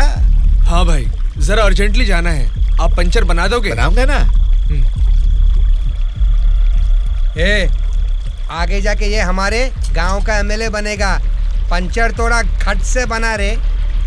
तुम्हारे रोज जाने वाले रास्ते में अचानक तुम्हारी गाड़ी पंक्चर हो गई है, फर्क नहीं दिख रहा है क्या? उसके साथ जैसे गाड़ी पंक्चर हुई तभी पंक्चर वालों का हाजिर होना अजीब नहीं लग रहा है? वैसे तो इलेक्शन में खड़े होना भी अजीब बात है। आप तो एमएलए बन जाएंगे, असेंबली में चले जाएंगे, अपन तो इधर ही रह जाएगा ना। हम तो गुंडागर्दी ही करेंगे, और करेंगे भी तो क्या होगा? मारना, काटना, जलाना और बलात्कार करना। हम किसको मारेंगे, किसको काटेंगे जानते हैं? तेरे दोस्तों को। तेरे दोस्त सूर्या को बहुत बुरी मौत मारेंगे। बाद में बचेगा कौन जानते हैं आप? आपके साथ घूमती है ना वो गोरी गोरी लड़कियां, जैसे चाहे मजे करेंगे। अय्याशी करके मुंबई रेड लाइट एरिया में जाके बेच देंगे उनको। सोच लेना। चलो रे। आप सबको कुछ बताना चाहता हूँ, लेकिन आप लोग गुस्सा मत होना। तो फिर तुम वो बात ही क्यों कर रहे हो जिससे गुस्सा है? अरे वो बात नहीं है। अरे तो अब बता भी दो ना। मैं ये इलेक्शन नहीं लड़ूंगा। What? ए, सच सच बताओ, क्या तुम्हें किसी ने डराया? ऐसा कुछ नहीं है, मैं ये इलेक्शन नहीं लड़ूंगा बस। ए, तेरी आंखों में मुझे डर दिख रहा है। क्या बात है, बोल। हाँ यार, मैं डर रहा हूँ, तो अब क्या करूँ? अगर जान का डर था तो इस इलेक्शन में खड़ा होने के लिए तैयार क्यों हुआ? कल ही नॉमिनेशन की लास्ट डेट है। कल 3 बजे एमआरओ ऑफिस के पास हम सब तेरा वेट करेंगे। तू कल आ रहा है और नॉमिनेशन भी डालेगा। उल्टा सीधा बोलेगा तो इन सब के बारे में तो नहीं जानता, लेकिन मैं तुझे मारकर समुंदर में फेंक दूंगा। याद रखना, कल शाम को 3 बजे एमआरओ ऑफिस। ये चलो रे। कल हम तेरे लिए वेट करेंगे।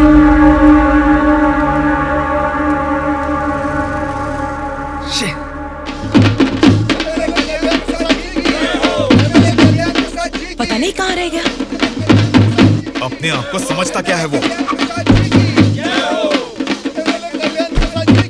Not reachable. मैसेज भी नहीं जा रहा।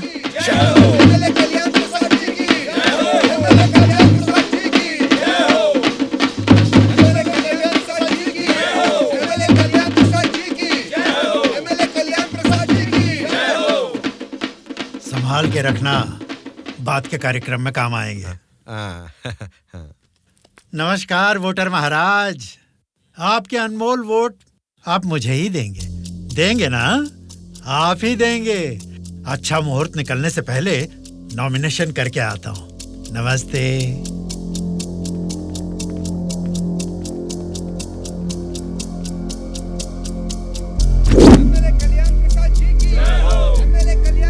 विनय को फिर से कॉल करो। इतना टाइम हो गया अभी तक नहीं आया।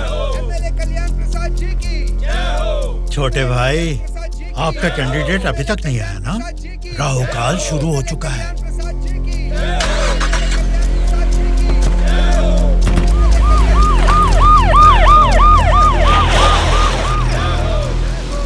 हम तुम्हें अरेस्ट करने आए हैं। हमें चलो बताते हैं।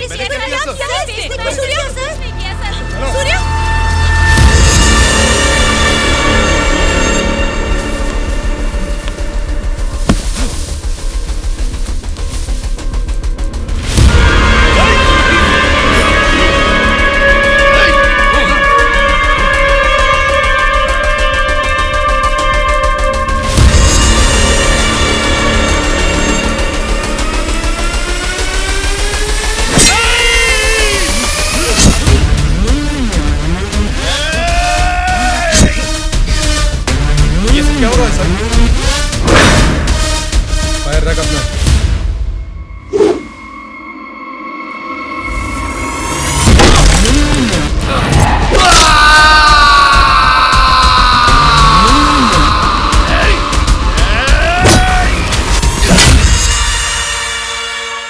पकड़ रहे इसे। सर, ये सब क्या हो रहा है सर? हो रहा है नहीं, जो हुआ है वो बता रहा हूँ। पकड़ इसे।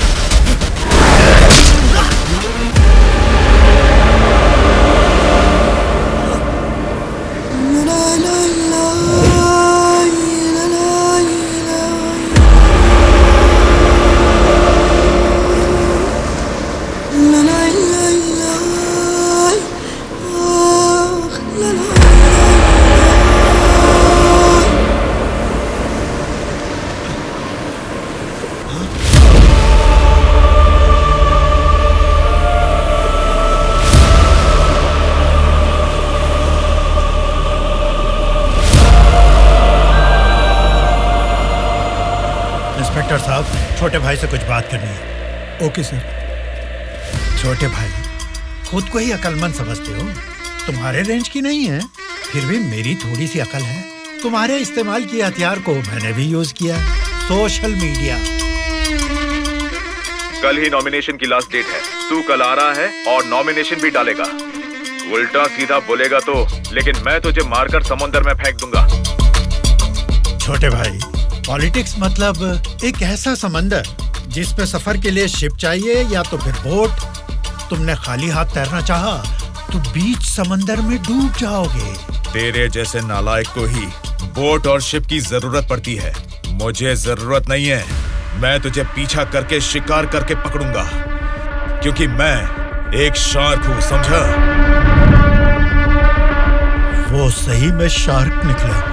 पीछा किया, शिकार किया, और अब क्या करेगा? ए, चलो रे यहाँ से। हाँ, चलो चलो जल्दी चलो। निकलो। हाँ, चलो जल्दी चलो। कुछ भी कहो यार, मौसम तो बहुत लाजवाब लग रहा है। पेट में बहुत गड़बड़ है, लगता है इधर ही बैठ के आ जाएगी। भाई, इस उम्र में भी तू टाइम पे हल्का हो जाता है, मतलब तेरा हेल्थ तो एकदम सुपर है मेरे भाई।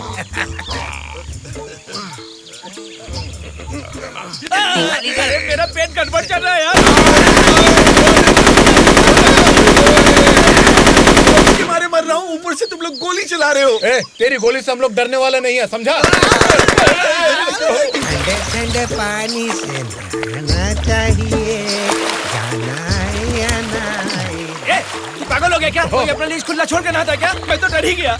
मेरे लीज पे बुरी नजर डालता है। घर में बाप भाई है कि नहीं? अभी भी तेरा लीज जीतना ही है, एनाकोंडा नहीं बना पाया। तुम लोगों को लीच और एनाकोंडा में फर्क नहीं समझता है क्या? लीच हो या एनाकोंडा हो, बीन बजाने से भी कोई फर्क नहीं पड़ने वाला है। अरे इस जगह में बीन ठीक से नहाने भी नहीं देता है, ठीक से हल्का भी नहीं होने दिया, गोलियां पे गोलियां चलाया जा रहा है। ये क्या हाल हो गया हमारा? एक नहीं दो नहीं, पूरे 120 एमएलएस को प्री प्लान तरीके से किडनैप करके ले गया है। मेरी समझ में नहीं आ रहा क्या करूं। ये सब मैंने किया है। ये बात अगर जनता या मीडिया को पता लगी तो इतने साल की मेहनत से बना मेरा पॉलिटिकल करियर बर्बाद हो जाएगा। आप फिक्र मत कीजिए सर, ये हम पर छोड़ दीजिए।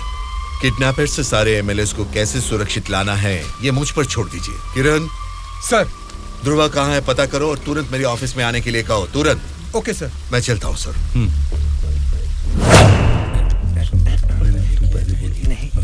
मुझे तो डर लग रहा है। तुम ही बोलो बेटा। क्या है? आपके बारे में सब कुछ पता चल गया बेटा। सच में नाइंसाफी हुई है। मैं सच बोल रहा हूँ, लेकिन गलती तो उसने की है। फिर हम लोगों को यहाँ लेकर क्यों आए हो बेटा? चाहिए तो उसको अकेले रख लो और हम लोगों को छोड़ दो बेटा। ठीक है, तुम लोग कह रहे हो तो मैं तुम्हें छोड़ दूंगा। उससे पहले मैं तुम सबसे 3 सवाल पूछूंगा। अगर तुमने सही जवाब दिया तो मैं तुम सबको आज ही छोड़ दूंगा। पहला सवाल, आप में से सनी लियोन को कितने लोग जानते हैं? क्यों नहीं जानते सर, वो तो मेरी पसंदीदा फिल्म स्टार हैं। उसे देखे बिना मुझे नींद ही नहीं आती, समझे? दूसरा सवाल, पूजा हेगड़े को कितने लोग जानते हैं? पूजा हेगड़े का मैं बहुत बड़ा फैन हूँ बेटा। एक चुम्मा, एक चुम्मा, एक चुम्मा। बेटा एक दूसरा गाना सुनाता हूँ, सुनो तुम।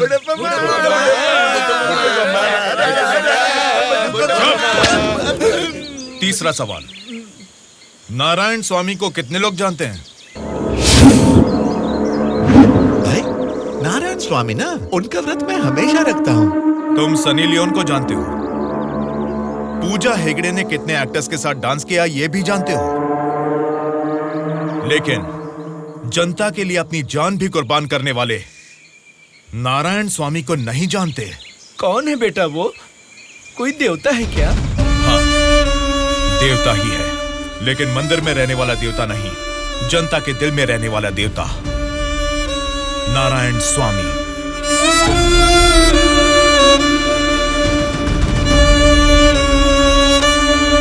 नमस्कार सर। नमस्ते माँ जी। नमस्ते नमस्ते।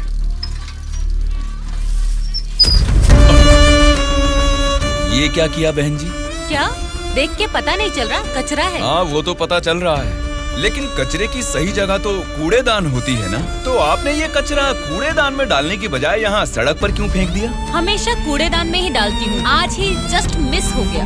वो अच्छा, अंग्रेजी बोलना जानती हो, लेकिन ये नहीं जानती कि कचरे को कूड़ेदान में डालना चाहिए। ये सब करने से ही बीमारियाँ फैल रही हैं और इंसान बीमार होते जा रहे हैं। जरा उधर देखिए, कूड़ेदान में पूरा कचरा भरा हुआ है। उसे निकालने वाला म्युनिसिपैलिटी से कोई भी दिखाई नहीं दे रहा। 1 हफ्ते से बोल रहे हैं कि आएंगे, लेकिन अभी तक कोई नहीं आया। और तुम कह रहे हो कि मेरे कचरा फेंकने से बीमारी आ जाएगी? हाँ? तेरी बात से ना दुनिया बदले, तेरी चीख किसी तक ना पहुँचे, नाराज न तेरा बल ही है तेरा साथी, दब के न रहो, विश्वास है तेरी डोले, डर के न रहो, उम्मीदें तेरे दिल में उठ के न रहो, जज्बात है तेरे रग में। Hello, municipality office. कौन बोल रहा है? नारायण स्वामी जी है क्या? अरे आपको कैसे पता चला? फोन में कैमरा लगाया हुआ है क्या? वो कुछ नहीं सर, हमारी गवर्नमेंट ऑफिस में जब लैंडलाइन बजती है तो वो आप ही का फोन होता है सर। बोलिए। सौंदर्य कॉलोनी में कूड़ेदान पूरा भर गया है बेटा। सारी कॉलोनी में बदबू फैल रही है, इसे जल्द से जल्द साफ करो। ओ ऐसा क्या? उसे साफ करने का काम हमारा नहीं है, प्राइवेट वालों को कॉन्ट्रैक्ट दिया है। क्या कहा? कचरा उठाने का काम भी प्राइवेट लोगों को दे दिया है? तो फिर आप क्या कर रहे हैं? आप जैसे लोगों के सवालों का जवाब दे रहे हैं नारायण स्वामी। ठीक है, उस कॉन्ट्रैक्टर का नंबर दो। हेलो, कॉन्ट्रैक्टर गंगाधर जी हैं क्या? हाँ बोल रहा हूँ। मैं हमेशा से यहीं पे सुसु करता हूँ। कल से यहाँ पर मत करना। सिर्फ कल ही नहीं करूँगा, परसों भी और आगे भी यहीं पे करता रहूँगा।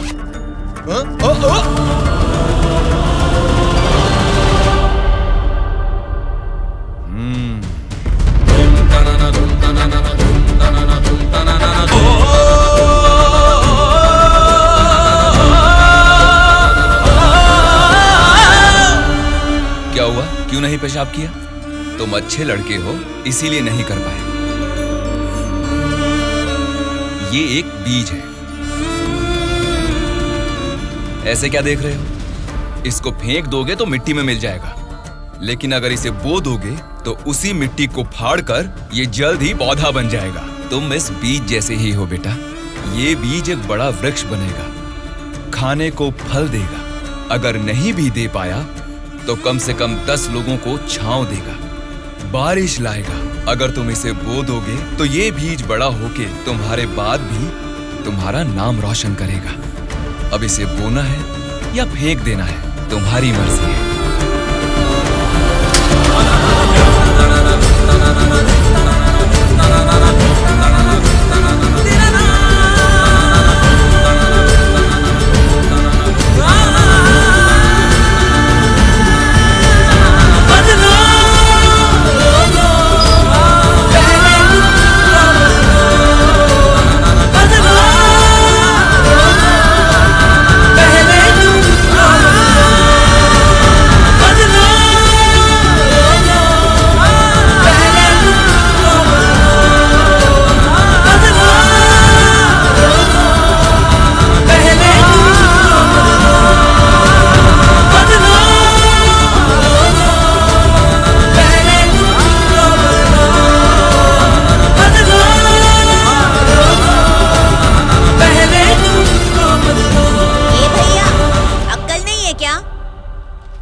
यहाँ इतनी सफाई है, यहाँ सुसु क्यों कर रहा है? वहाँ पब्लिक टॉयलेट है, उधर जाके सुसु करना। अरे वहाँ जाके हल्का होने का 2 रुपए लेते रे, पीने का पानी 1 रुपए रे, और हल्का होने के लिए 2 रुपए कहाँ से लाऊं मैं? चलो जाओ यहाँ से।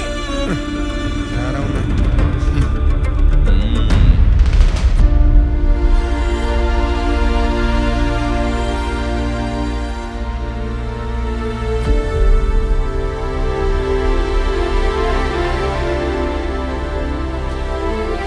बेटा, राष्ट्रीय झंडे को उल्टा नहीं लगाते, गलत बात।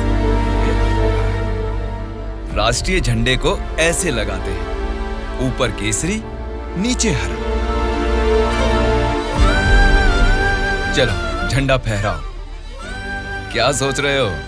तुम्हारा बोया हुआ बीज ही नहीं, मेरा बोया हुआ बीज भी बढ़ने लगा है, जल्द ही पेड़ बन जाएगा। चलो फहराओ।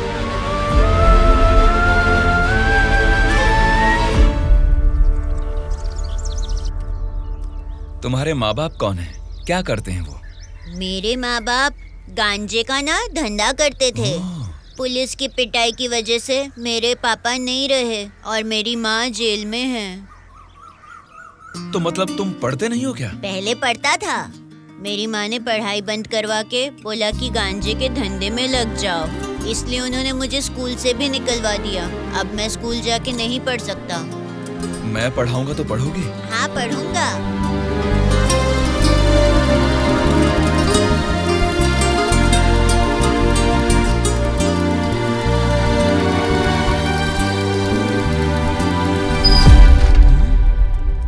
क्या कर रहे हो? स्कूल के बच्चों को दारू बेचना गलत बात है, वो भी इतने छोटे बच्चों को। 18 से कम उम्र वालों को दारू नहीं बेचनी। पता है ना तुम कानून का उल्लंघन कर रहे हो। कौन मैं? कानून की आंखों पर तो पट्टी बंदी है। पट्टी निकालो और अपने पीछे जेब में डाल दो। सिगरेट की दुकान स्कूल के बाजू में हो सकती है, मेरी वाइन शॉप नहीं हो सकती। मैंने कानूनन लाइसेंस लेके ये शॉप यहाँ खोली है। वैसे ही धंधा नहीं होने से हम परेशान हैं और तुम यहाँ आकर उपदेश देकर टाइम और धंधे की वाट लगा रहे हो। पढ़ाई करने वाले बच्चों को ही नहीं, पैसा मिलेगा तो दूध पीने वाले बच्चे को भी दारू बेचूंगा मैं, समझा तू? मेरा धंधा ही धर्म है। एक तो गलत काम कर रहे हो, ऊपर से चिल्ला रहे हो। हाँ चिल्लाऊंगा, क्या कर लेगा तू?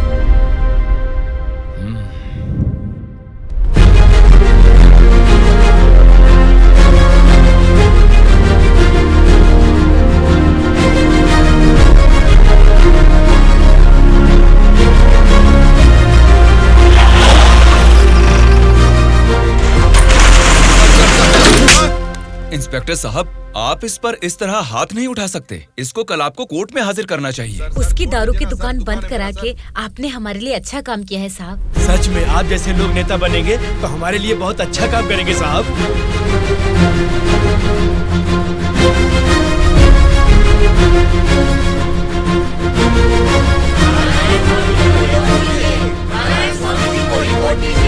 उस दिन जनता ने नारायण स्वामी को बहुत अच्छी मेजॉरिटी से जिताया था। जनता से इतना प्यार पाने के बाद उनके सुख दुख जानने के लिए वो हर एक चौखट पर गए। तभी उनको पता चला कि उनके क्षेत्र से गुजर रही गोदावरी नदी का पानी ना तो जनता को सिंचाई के लिए और ना ही पीने के लिए मिल रहा है। उन्होंने इस मामले को लेकर सरकार की नाकामियों के खिलाफ आवाज उठाई। उस चुनाव क्षेत्र की रेडियस कितनी है, वहाँ के भौगोलिक हालात क्या है, वहाँ के मौसम से कितनी बुआई करनी पड़ेगी जिससे किसानों को अच्छी पैदावार मिले, ऐसे बहुत सारे समस्याओं पर एक किताब ही लिखकर जनता के बीच में गए और उनसे बात की। सच कहूँ तो आज मैं नहीं जीता, बल्कि मुझे जिताकर आप सब ने लोकतंत्र को जिताया है। इस बदलाव से देश की राजनीति में एक नई शुरुआत होगी। मेरे हाथ में जो किताब देख रहे हैं, इसमें हमारे चुनाव क्षेत्र की कमियों, आप सभी की जरूरतों और उनको मैं कैसे पूरा कर सकता हूँ, इसमें मैंने ये सब लिखा है। आज से ये हमारे चुनाव क्षेत्र का संविधान है।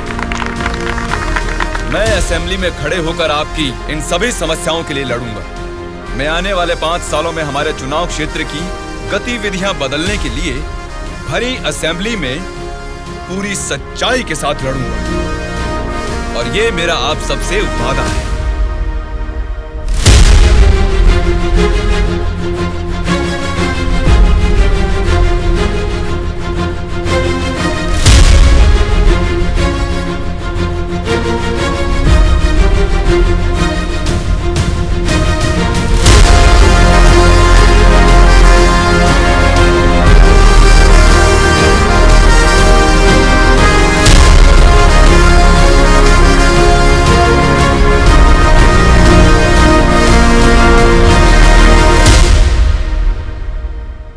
स्पीकर महोदय, ये हमारे चुनाव क्षेत्र की समस्याओं की किताब है। अगर मुझे थोड़ा सा समय मिल जाए तो मैं उन सभी समस्याओं से आपको रूबरू कराना चाहूंगा।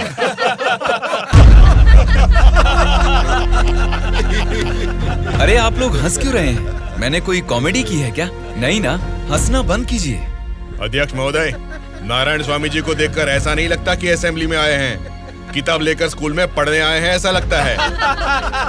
अरे ये आप क्या कह रहे हैं? इसमें हमारे चुनाव क्षेत्र की समस्याएं लिखी हैं।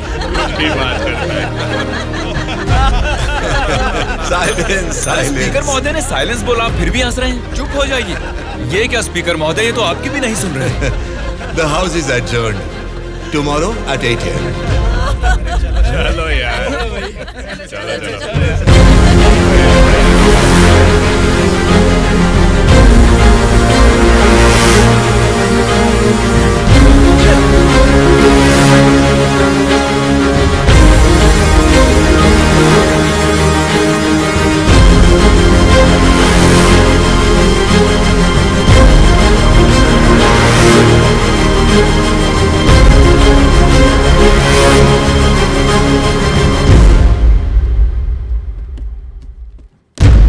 भास्कर रेड्डी जी, आज का अधिवेशन आपसे शुरू करते हैं। अध्यक्ष महोदय, पिछले सरकार की भ्रष्टाचार की वजह से पूरे राज्य का सर्वनाश हो गया है सर। क्यों सर्वनाश हुआ है उसकी वजह बता रहा हूँ अध्यक्ष महोदय। प्रचार तो राम राज्य का हो रहा था, लेकिन राज्य में राक्षस राज्य हो गया है अध्यक्ष महोदय, इसलिए इस तरह बात करनी पड़ रही है। ये क्या बोल रहे हो तुम? हमारी सरकार को राक्षस की सरकार बोल रहे हो? मुंह पे जुबान है तो क्या कुछ भी बोलोगे भास्कर रेड्डी? आगे के 5 साल तुम सत्ता में कैसे रहोगे ये मैं भी देखूंगा। तुम क्या देखोगे? मुंह बंद करके बैठो, नहीं तो बैठ जाएंगे। क्या कर लोगे तुम? मैं क्या करूंगा? हमारी मेजोरिटी कितनी है पता है ना? 100 लोग हैं। अगर हम चाहेंगे तो तुम में से एक भी असेंबली को छोड़कर नहीं जा सकता। हाँ, कुरुक्षेत्र में कौरव भी 100 ही थे, याद है ना? लेकिन अंत में क्या हश्र हुआ उनका? हमने भी हाथ में चूड़ियां नहीं पहन रखी। बहुत बोल चुके हो तुम, अब बैठ जाओ। तुम कौन होते हो हमें बिठाने वाले? तेरे सामने ही बोल रहा हूँ, अगर हमें गुस्सा आ गया ना तो असेंबली छोड़ के कोई भी बाहर नहीं जा पाएगा, कह रहा हूँ। क्या कह रहे हो? नहीं जा पाएंगे मतलब मारोगे हमें? दम है तो आ जाना, देखते हैं। ये क्या रे? हम लोग कुछ बोलते नहीं इसलिए सर पे चढ़ गए। तब से तुम ही हमें उकसा रहे हो। हमें उकसाएगा और हम भड़केंगे भी नहीं। हम क्या घूंघट ओढ़ के बैठे हैं? हिम्मत है तो हमको रोक के दिखा। रोज देखना है तो फिर आ जाओ, इधर का इधर ही फैसला कर देते हैं। आ जाओ, आ जाओ, अरे आ जाओ। मैं तो आ जा। बैठ जाइए आप लोग, बैठ जाइए, शांति रखिए। भास्कर रेड्डी जी, मैंने साइलेंस बोला ना, कंट्रोल रखिए। साइलेंस, साइलेंस, आप सब लोग बैठ जाइए। Silence, silence. 1 घंटे के लिए सभा को स्थगित करता हूँ। भद्राचलम चुनाव क्षेत्र के एमएलए नारायण जी को मैं बात करने के लिए अनुमति देता हूँ। महोदय, आज इस सभा में मैं इन सभी के सामने एक बात बोलना चाहता हूँ। प्रोसीड। महोदय, यहाँ बैठे सभी लोग जनता के प्रतिनिधि हैं। जनता ने वोट दी इसीलिए ये जीते। वोट देने वाली उस जनता के बारे में कोई बात ना करके इस सभा में एक दूसरे को कोसना, झगड़ा करना अच्छी बात नहीं है साहब। देखा जाए तो ये बेशर्मी है। अध्यक्ष महोदय, नारायण स्वामी जी अपनी मर्यादा का उल्लंघन कर रहे हैं। जनता ने आंख बंद करके वोट डालकर हमें नहीं चुना है। अध्यक्ष महोदय, इनकी मजाल तो देखिए, हमें बेशर्म बोलता है। इस बात के ऊपर तो नारायण स्वामी जी को तुरंत हमसे यहाँ क्षमा मांगनी चाहिए, अभी के अभी।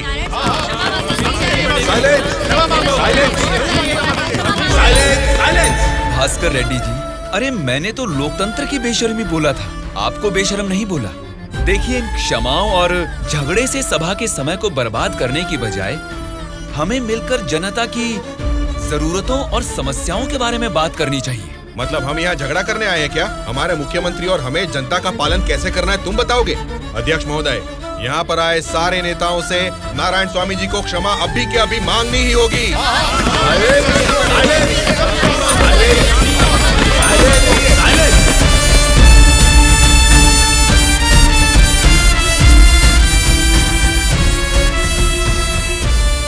उनके बर्ताव से तुम क्यों दुखी हो रहे हो? सब ठीक हो जाएगा साहब, एक बार फिर आपको बोलने का मौका जरूर मिलेगा साहब। गूंगे को माइक पकड़ा देंगे तो कुछ फायदा थोड़ा ही होगा। जितने भी मौका देंगे होने वाला कुछ नहीं है। सोच समझ के तो बात ही नहीं कर पाता है ये गोलू, क्या बात कर रहा है तू? पागल हो गया क्या? मुंह बंद करके यहाँ से निकल जा, जा। उसकी बातों का बुरा मत मानिएगा साहब। उसने कुछ भी गलत नहीं कहा सुबैया। तुम उसकी बातों में गुस्सा देख रहे हो और मैं उन बातों के पीछे छिपी वजह।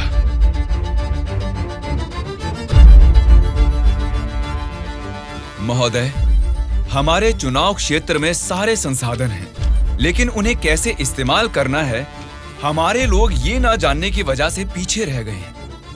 इस बारे में सरकारी पार्टी को कई बार विनती करने के बाद भी वो लोग फंड्स अलॉट नहीं कर रहे हैं। अगर ऐसा ही रहा तो हमारे चुनाव क्षेत्र की जनता हम पर भरोसा कैसे करेगी? बोलिए महोदय। नारायण स्वामी जी, आपके चुनाव क्षेत्र की जनता की समस्या के बारे में अगली बैठक में जरूर चर्चा करेंगे। अब बैठ जाइए। स्पीकर महोदय, अभी तो मैंने बस अपनी बात रखनी शुरू ही की है और आप मुझे बैठने के लिए बोल रहे हैं। नारायण स्वामी जी, प्लीज आप बैठ जाइए। श्रीनिवास जी, आप बात कीजिए। अध्यक्ष महोदय, इस सभा में सभी को बोलने का अधिकार है। मुझे अपने चुनाव क्षेत्र की समस्याओं के बारे में बात करने दीजिए। प्लीज नारायण स्वामी जी, आप बैठ जाइए। कम से कम मुझे 10 मिनट तो बोलने दीजिए महोदय, विनती है। श्रीनिवास जी, आप अपनी बात रखिए। स्पीकर साहब, सीएम के राज्य में राज की हालत देखेंगे तो द्वापर युग का मानो राम राज्य वापस आ गया हो महोदय। ये बात मैं नहीं कह रहा हूँ, स्वयं जनता जनार्दन बोल रही है महोदय। स्पीकर साहब, राम ने राज किया त्रेता युग में, द्वापर युग पाला है श्री कृष्ण जी ने। पहले ठीक से इतिहास को जान ले, फिर बात करें। बोला था ना, गूंगे को माइक थमा देने से कुछ नहीं होने वाला। देख लिया, नेता तो ऐसा होना चाहिए जिसके सदन में बोलने से सब थर थर कांपे, सबकी धज्जियां उड़े, जरूरत पड़े तो वो लड़ने पे आ जाए। ये सारे गुण होते हैं सदन के नेता के। और हमारे इस नेता को देखो, इनमें एक भी ऐसा गुण नहीं है। हम सभी लोगों ने अपनी पढ़ाई लिखाई बंद करके आपको इलेक्शन जितवाया था। किस लिए? ताकि हम सब लोग बेरोजगार बैठे रहे, कुछ ना करें। लेकिन आपको देख के तो लगता नहीं है कि आप हमारी समस्याओं को दूर कर पाएंगे। ऐसा बोल रहा हूँ बोल के कुछ गलत मत समझिए। असेंबली में गला फाड़ के चिल्ला के बात करने वाले को ही नेता बोलते हैं। एक जुझारू नेता ही हमारी समस्या को सुलझा सकते हैं। एक सलाह देता हूँ, एमएलए पद से ना आज ही इस्तीफा दे दो। भद्राचल के चुनाव क्षेत्र के एमएलए नारायण स्वामी जी को बात करने के लिए अनुमति देता हूँ। अध्यक्ष महोदय, हमारे चुनाव क्षेत्र के चारों ओर पानी ही पानी है, लेकिन एक घूंट भी पीने लायक नहीं है महोदय। वहाँ के लोगों की स्थिति बहुत खराब है महोदय, जरा उनके बारे में कुछ सोचिए। और सिर्फ एक यही समस्या नहीं है साहब, शिक्षा, चिकित्सा, रोड, मैं तो कहता हूँ पूरा क्षेत्र समस्याओं ही समस्याओं से भरा है महोदय। इसीलिए मेरी आपसे विनती है कि अध्यक्ष महोदय, नारायण स्वामी जी के चुनाव क्षेत्र में सिर्फ और सिर्फ जनता को ही सारी समस्याएं हो रही है, लेकिन इनके राज्य में सरकार बनाने वाली पार्टी के गुंडों की वजह से वहाँ के जनता की जान जा रही है। अध्यक्ष महोदय, सत्ता इनके हाथ में है और पैसे बनाना ही इनकी पार्टी का मकसद है। दरअसल सत्ता में रहकर इन्हें अपनी दारू की दुकानें चलानी है और सारा इल्जाम हम पे थोपना है। अध्यक्ष महोदय, हम सिर्फ दारू की दुकान ही चला रहे हैं साहब। ये विपक्ष के लोग जब सत्ता में थे तब सीधा ब्रोथेल हाउस ही चला रहे थे। हाँ साहब, ये सही कह रहा हूँ मैं। जरा उनको देखिए, बोलते कुछ है, करते कुछ और है। देखिए सर, ये कैसी बातें कर रहा है, कितना गिरा हुआ आदमी है ये अध्यक्ष महोदय। Silence, silence. मैंने क्या गलत कह दिया अध्यक्ष महोदय? ये रमा देवी कौन है, क्या चरित्र है इनका? एक जमाने में रेड लाइट एरिया में उन्होंने क्या गुल खिलाए हैं सब जानते हैं।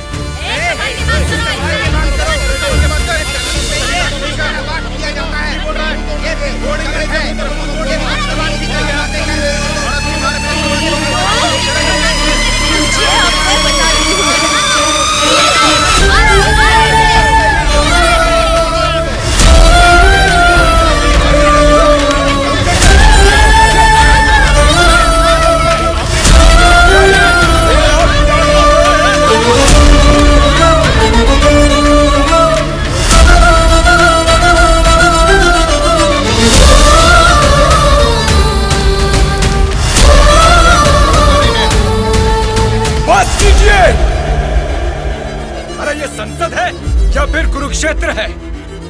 शर्म आनी चाहिए तुम सबको। सरकारी पार्टी को जवाब देना है, विपक्ष की पार्टी को सवाल करना है। आप सब देखिए क्या कर रहे हैं। क्या इसीलिए जनता आप लोगों को जिता के यहाँ तक भेजती है?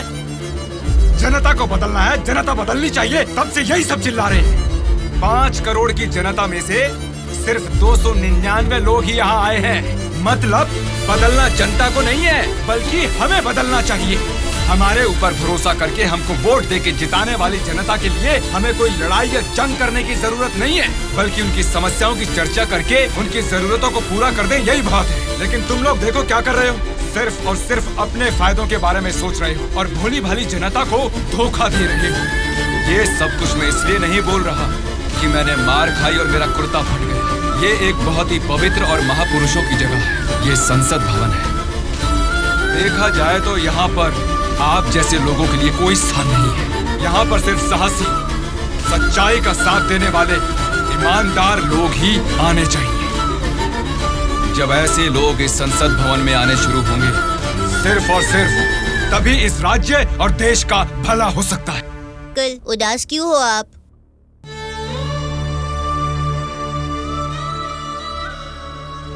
मैं हार गया। जनता से वादा करके उसे ना निभाने वाला नालायक बन गया मैं। क्या हो गया अंकल, आप ऐसे क्यों बात कर रहे हैं? सत्ता में आते ही हम कुछ भी कर सकते हैं सोचने वाले नेताओं को बदलना होगा। जब तक ऐसा नहीं होगा, हमारा यह समाज कभी नहीं बदलेगा। ऐसा है तो मैं उनको बदलूंगा अंकल। क्या कहा? तुम बदलोगे? हाँ अंकल, मैं बदलूंगा। तो ठीक है, चलो मुझसे ये वादा करो। मैं वादा करता हूँ अंकल, उन सब को मैं सच में बदल दूंगा।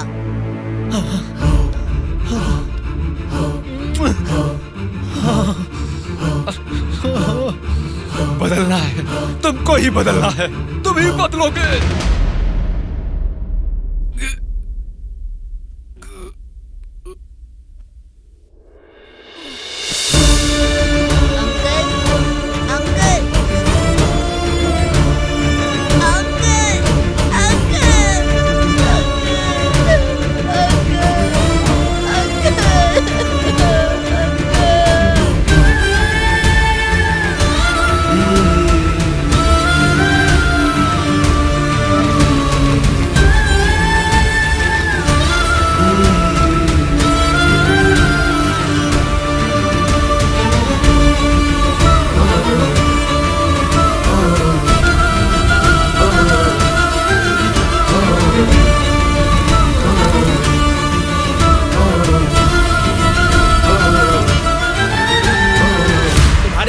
साथ किसी ने क्या किया उससे हमारा क्या लेना देना?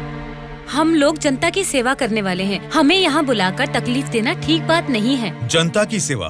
क्या जनता की सेवा करते हैं आप लोग? एक एक करके बताइए। हर महीने बुजुर्गों को राशन मिल रहा है, और यही नहीं, अपाहिजों को हर महीने पेंशन दिया जा रहा है, बेरोजगारों को बेरोजगारी भत्ता दिया जा रहा है। इतने अच्छे काम कर रहे हैं, ये सब सेवा नहीं है क्या?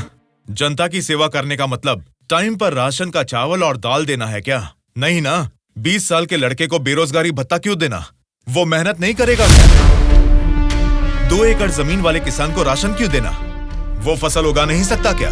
आप लोगों की मेहनत करने की काबिलियत को मारकर उनकी पैदावार करने की क्षमता को बुरी तरह कुचल रहे हैं। जिस दिन आप लोग जनता को मुफ्त की चीजें देने के बजाय उनको ये बताएंगे कि मेहनत करना ही बेहतर है, उसी दिन आप लोग जनता की सच्ची सेवा कर पाएंगे सर।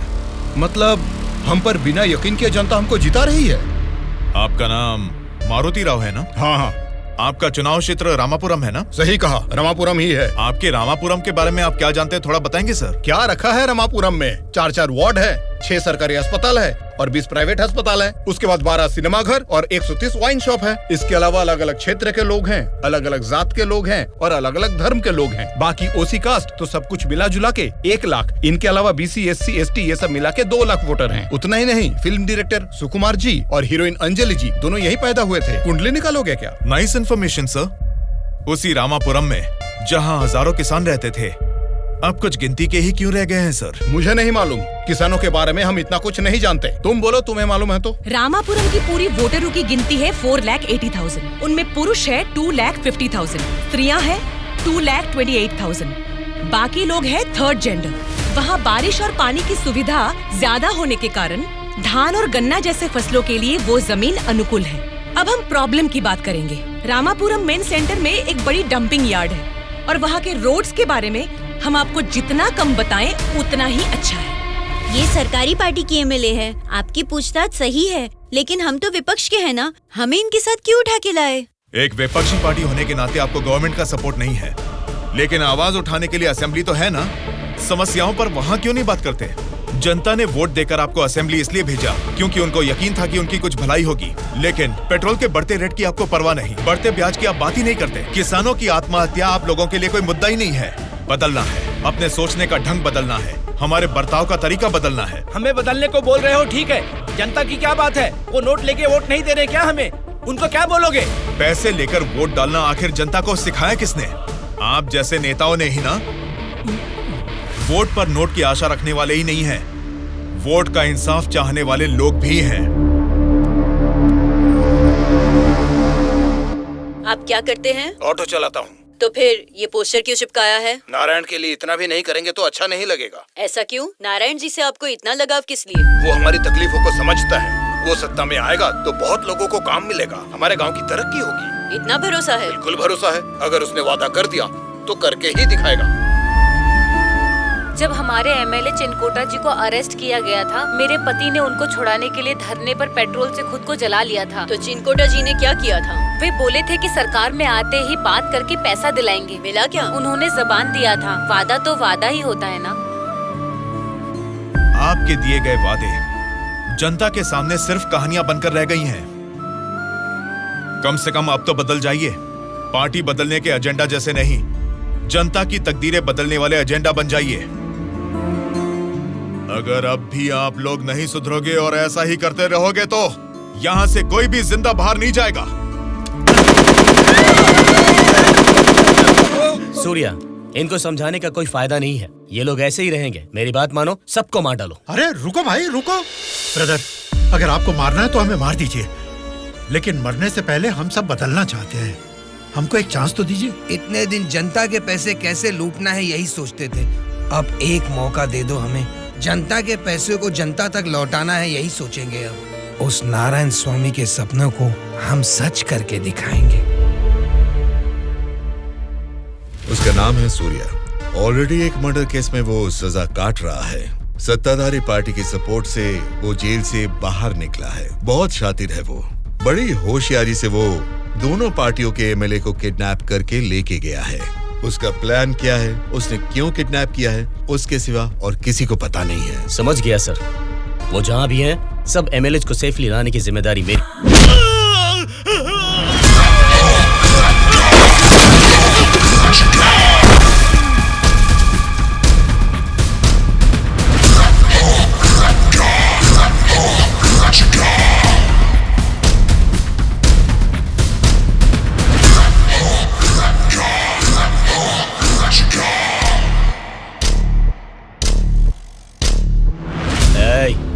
सबको मार के एमएलए को लेकर जल्दी आ रहे हैं। कौन आता है देखता हूँ। रुक जाओ।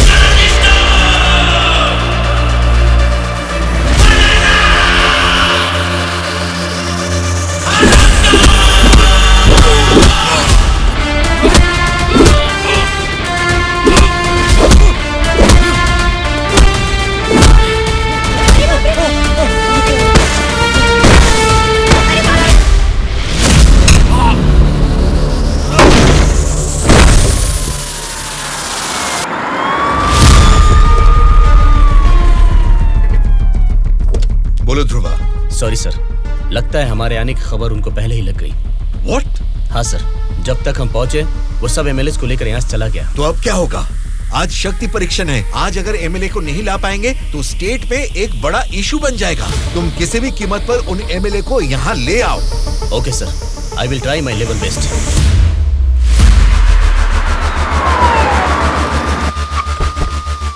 ये लीजिए मैडम फाइल, सबके दस्तखत हैं इसमें। हमारी गवर्नमेंट को सपोर्ट करने वाले एमएलए की list sir. Go ahead, wish you all the best. Thank you sir. Welcome.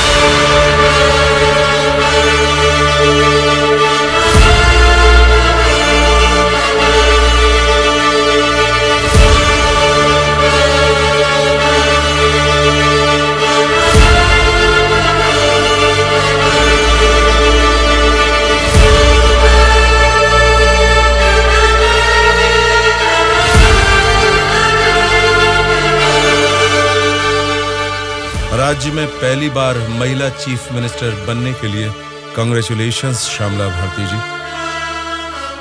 Best wishes. Thank you. एक आदमी के अच्छे काम की वजह से आज हम सभी लोग एक नई सोच के साथ इस असेंबली को देख रहे हैं। ये बात तो हमें मानना ही पड़ेगा। ये सदन पवित्र मंदिर जैसा है। इसकी गरिमा के लिए हमें सभ्य बर्ताव करना ही पड़ेगा। सबसे पहले मैं विपक्ष पार्टी से दरख्वास्त करूंगा कि उनके पास जनता की जो भी समस्याएं हैं उसका जिक्र इस सदन में करें।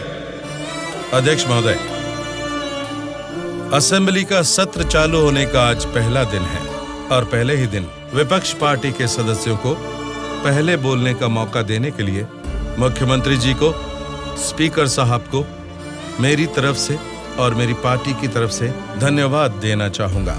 पिछले 2 सालों में कोरोना महामारी ने जनता के जीवन को अस्त व्यस्त बना दिया है।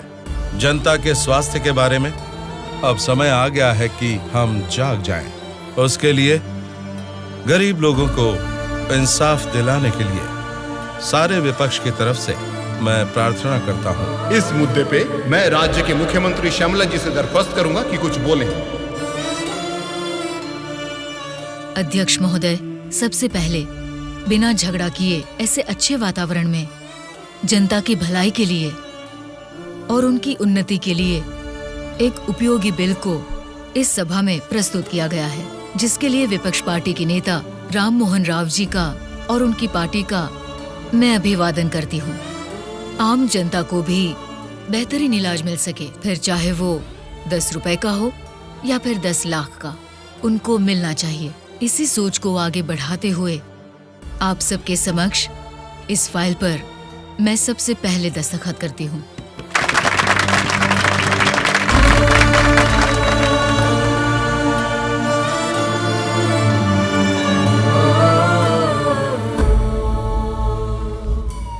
तुमने जो सोचा उसे पा लिया सूर्या। नेक्स्ट टारगेट क्या है? हमारे देश की तरक्की जो कोई भी रोक रहा है वो लोग ही मेरा नेक्स्ट टारगेट।